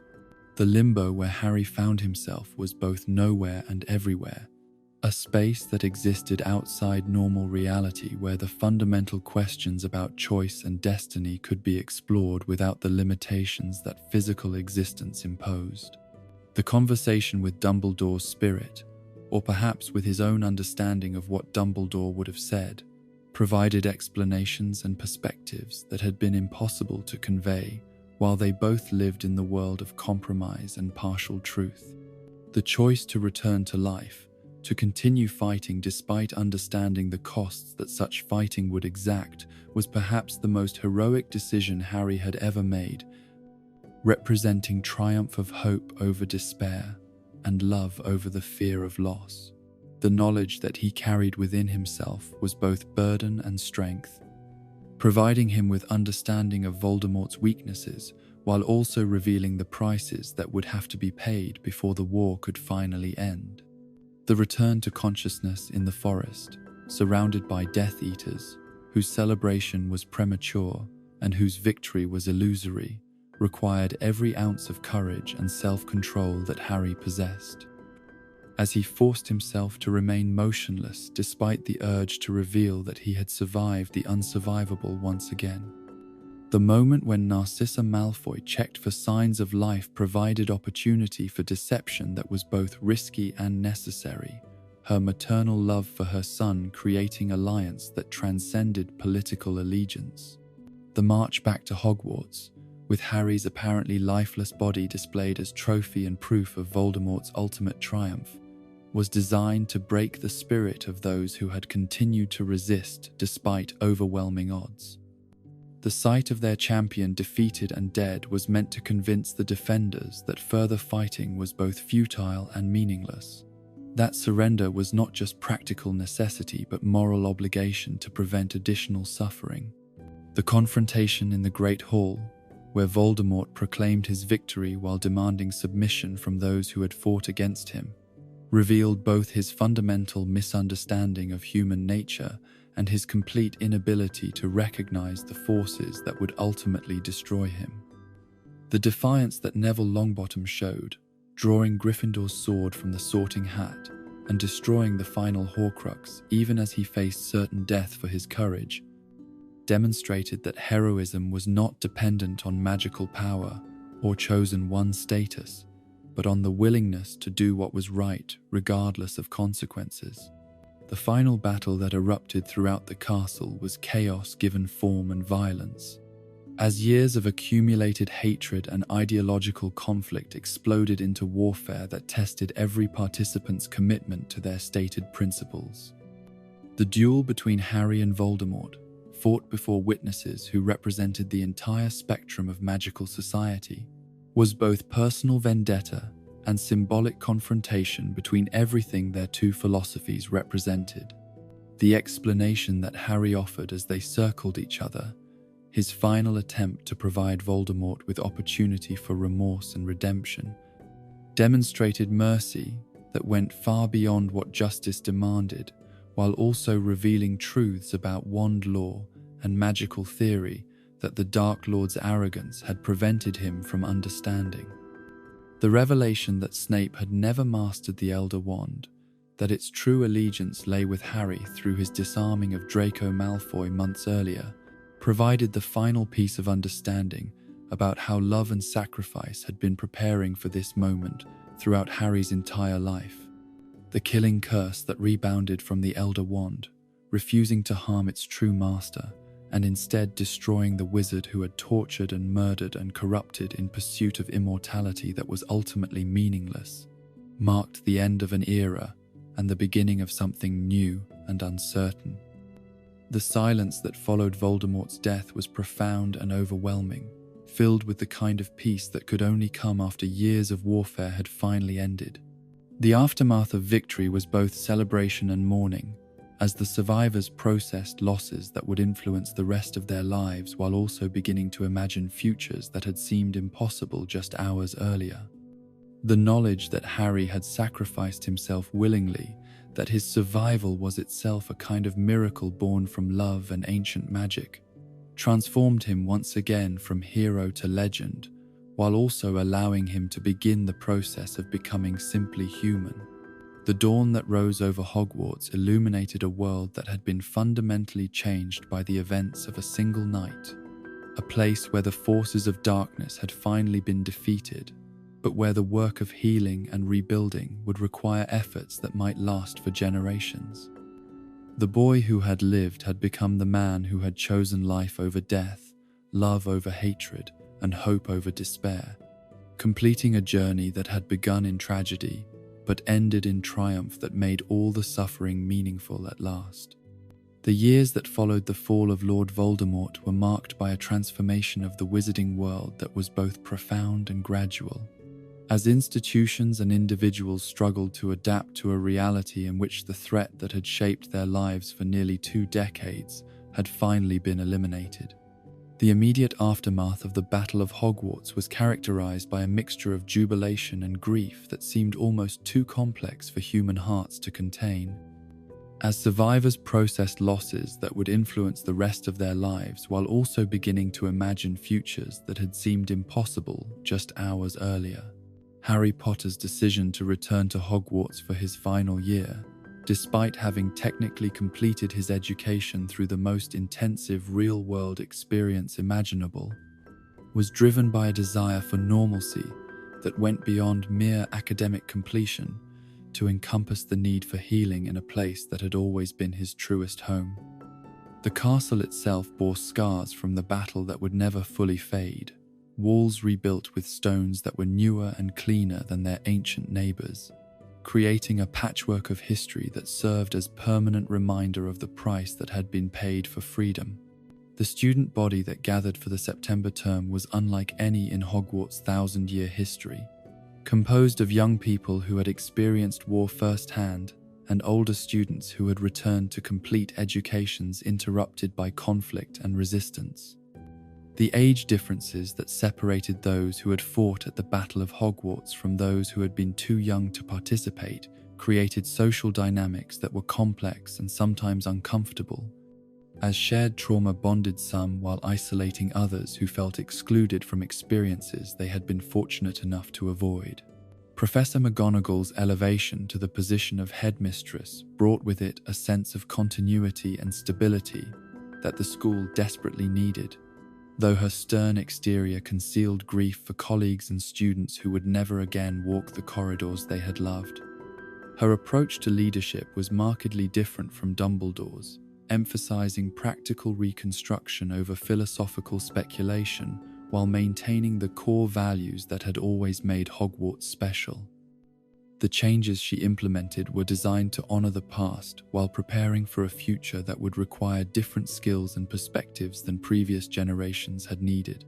The memorial that was erected in the castle's entrance hall honored not just those who had died in the final battle, but all who had given their lives in the struggle against Voldemort's regime, creating a space for remembrance and reflection that helped the school community process the magnitude of what they had experienced.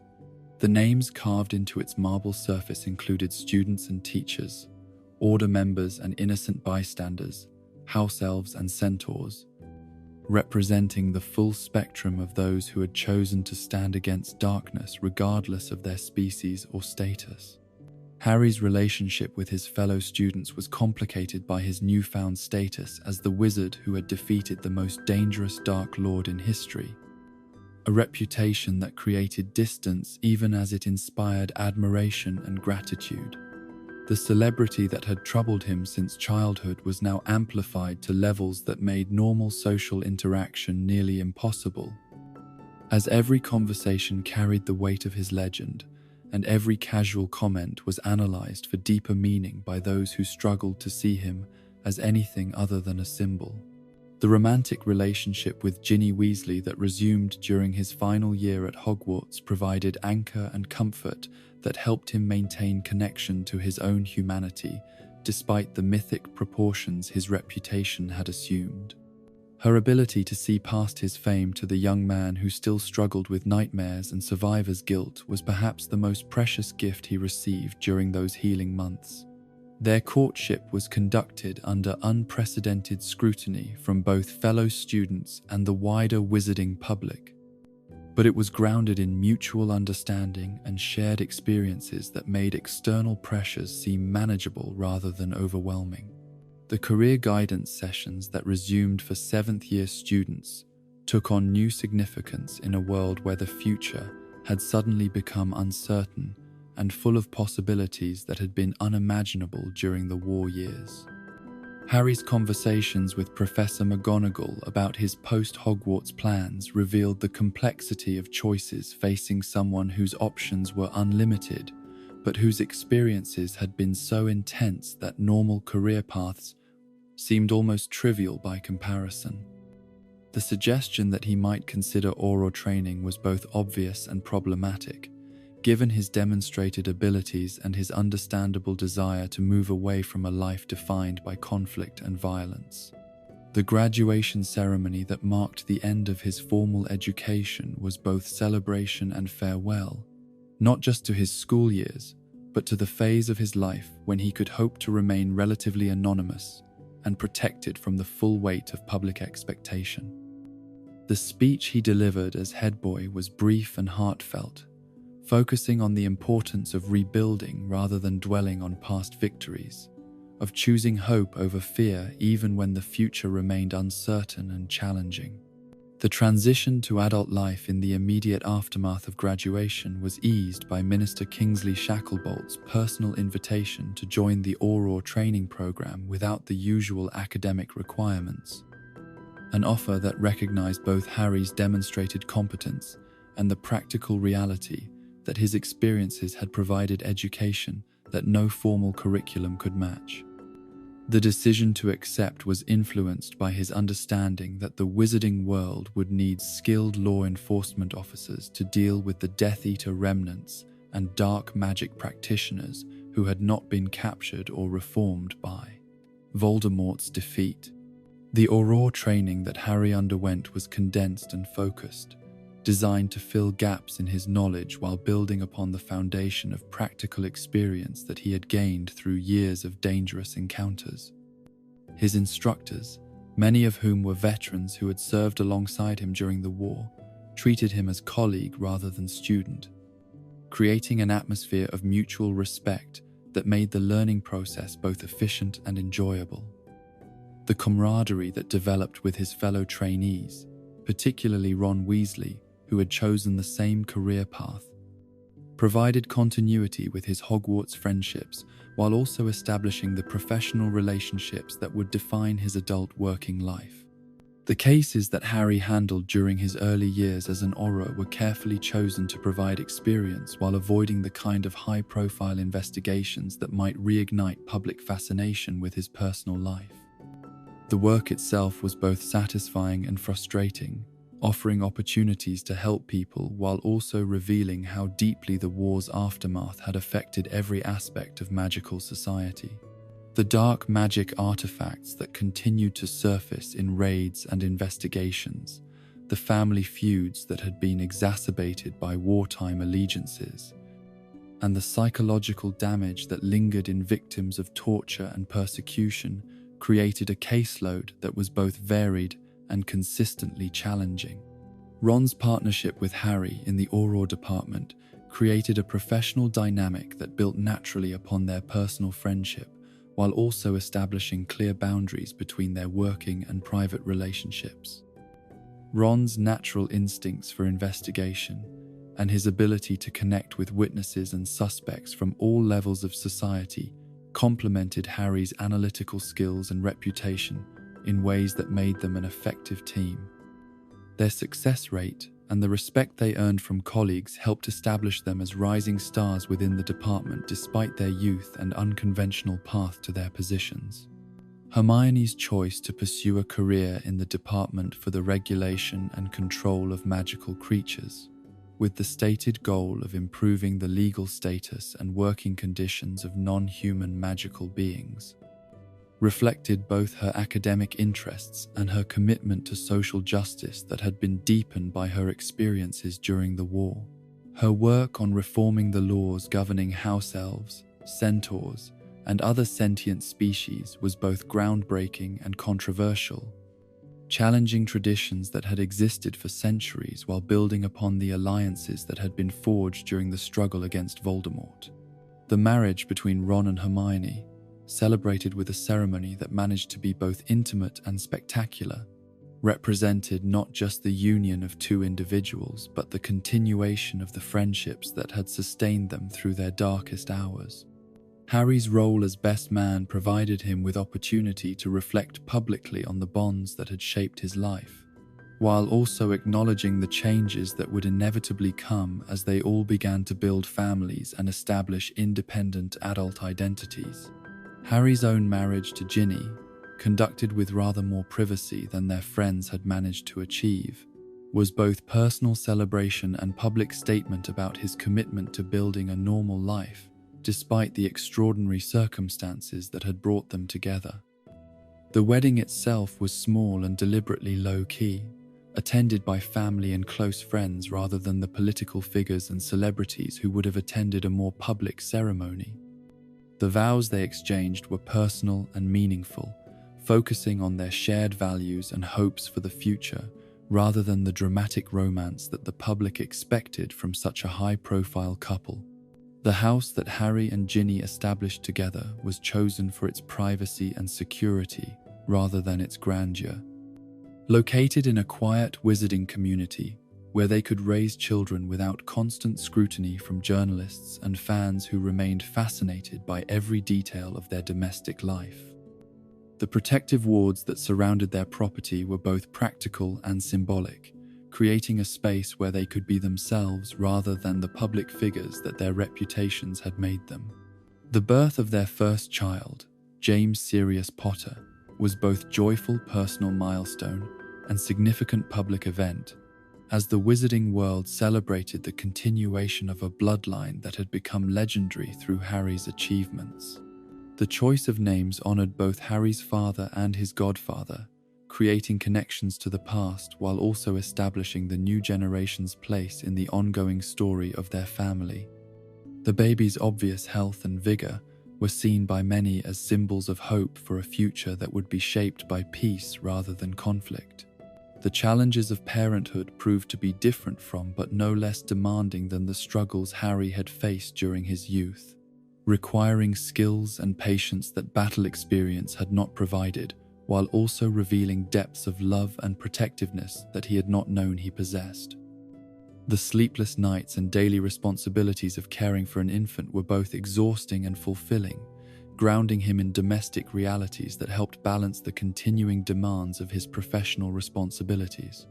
Ginny's career as a professional Quidditch player with the Holyhead Harpies flourished during the early years of their marriage, her natural athletic ability and competitive spirit making her one of the most successful chasers in the league's history. Her success was independent of her husband's fame, earned through skill and dedication that commanded respect from teammates and opponents alike. The balance between her professional commitments and their family life required careful coordination and mutual support, but it also provided both of them with examples of how to maintain individual identity within a committed partnership. The birth of their second son, Albus Severus Potter, was more private than his older brother's arrival, though the choice of names generated significant public discussion about Harry's decision to honor Severus Snape alongside Albus Dumbledore. The complexity of emotions that surrounded Snape's legacy, combining respect for his ultimate sacrifice with acknowledgement of his lifetime of cruelty and resentment, reflected Harry's growing understanding of moral ambiguity and the possibility of redemption, even in the most unlikely circumstances. The professional advancement that Harry achieved during his early career reflected both his natural abilities and the unique perspective that his experiences had provided, leading to his appointment as head of the Auror office at an unusually young age. The responsibilities that came with leadership required him to develop skills in administration and personnel management that were very different from the investigative and combat abilities that had initially defined his career. The challenge of overseeing other Aurors, many of whom were older and more experienced than himself, required diplomatic skills and emotional intelligence that he had to develop through trial and error. The reforms that Harry implemented within the Auror department were designed to address systemic problems that had become apparent during Voldemort's infiltration of the Ministry, creating safeguards and procedures that would make future corruption more difficult while also improving the effectiveness of magical law enforcement. The emphasis he placed on community cooperation and preventive investigation represented a departure from the reactive approach that had traditionally characterized Auror work, building relationships with local magical communities that could provide early warning of developing problems. The relationship with his children as they grew from infants to young people with their own personalities and interests proved to be both rewarding and challenging, particularly as they began to understand the significance of their father's reputation and the expectations that others might place upon them as a result. James's natural confidence and mischievous nature reminded Harry strongly of his own father, while Albus's more introspective personality and occasional struggles with the family legacy created different challenges that required different approaches to parenting and support.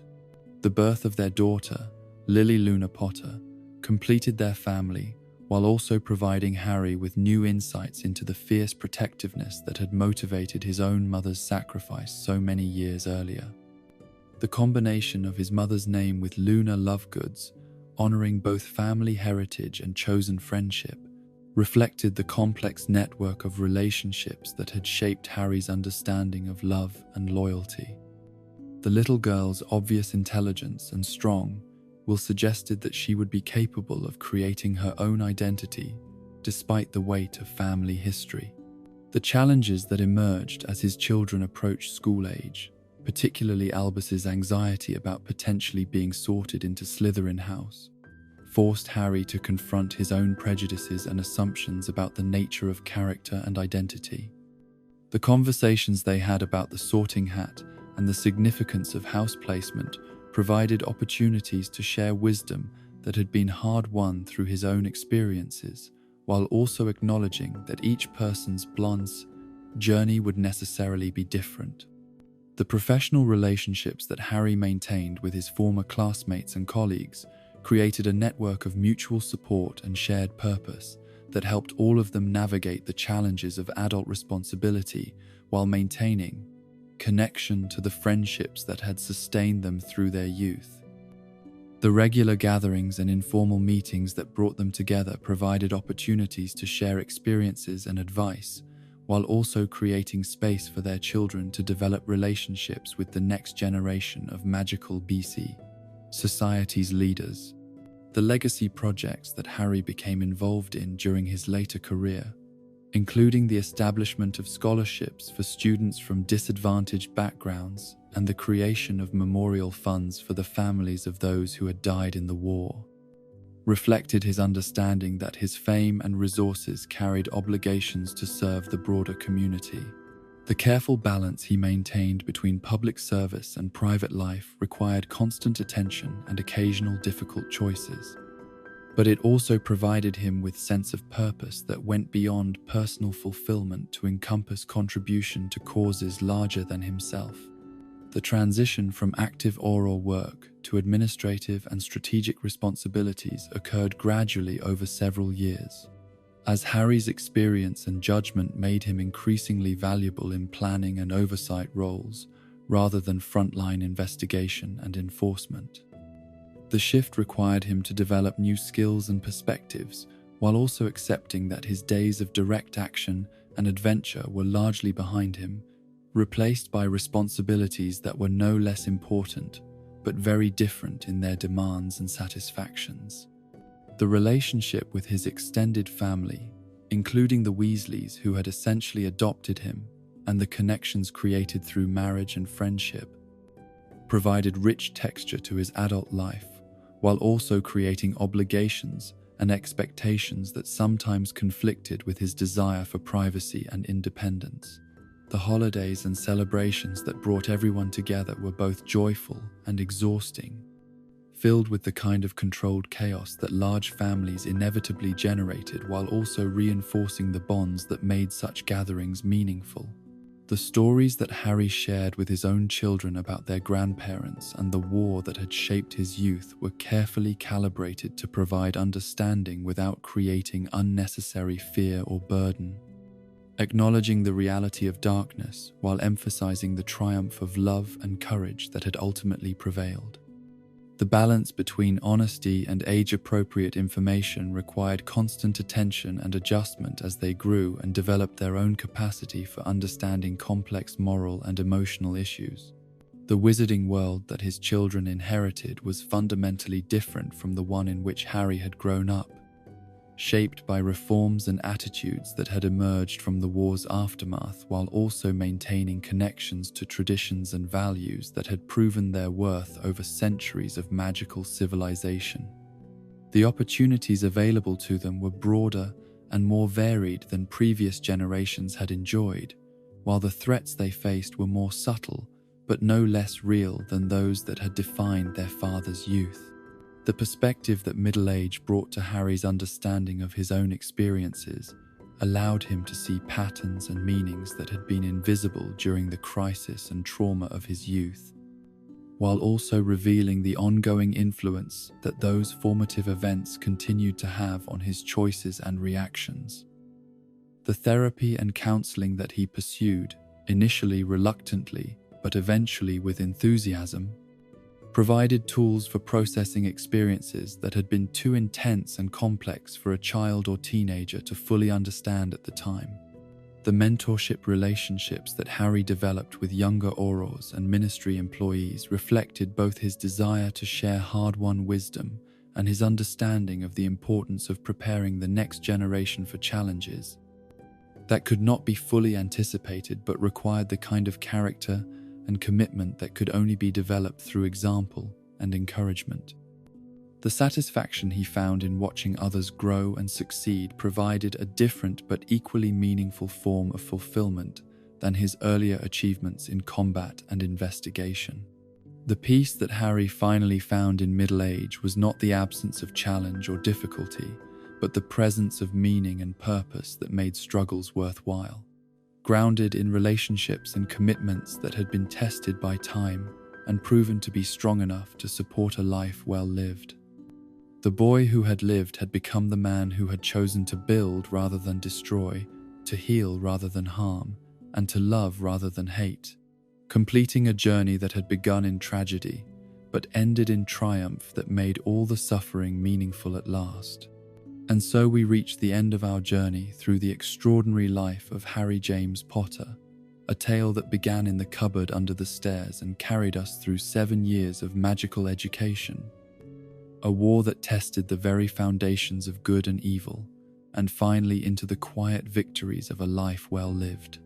From the orphaned boy who discovered on his 11th birthday that he was a wizard, to the young man who chose love over hatred and hope over despair, to the father who raised his own children in a world made safer by his sacrifices, Harry's story reminds us that heroism is not found in grand gestures alone, but in the daily choice to stand for what is right. His journey shows us that even those marked by tragedy can find healing and purpose, that friendship forged in adversity becomes stronger than blood, and that love freely given creates magic more powerful than any spell. The scar that marked him as the boy who lived became the foundation for the man who chose to build rather than destroy, to protect rather than dominate, to forgive rather than seek revenge. As you drift toward peaceful dreams, carry with you the gentle wisdom of Harry's tale, that in the darkest of times, there is always light to be found. That courage is not the absence of fear, but the decision to act despite it, and that the magic that matters most flows not from wands and potions, but from the connections we forge with those we love. Sleep well, knowing that like Harry, you too possess the power to choose light over darkness, and that your story, whatever challenges it may hold, can end in hope triumphant over despair.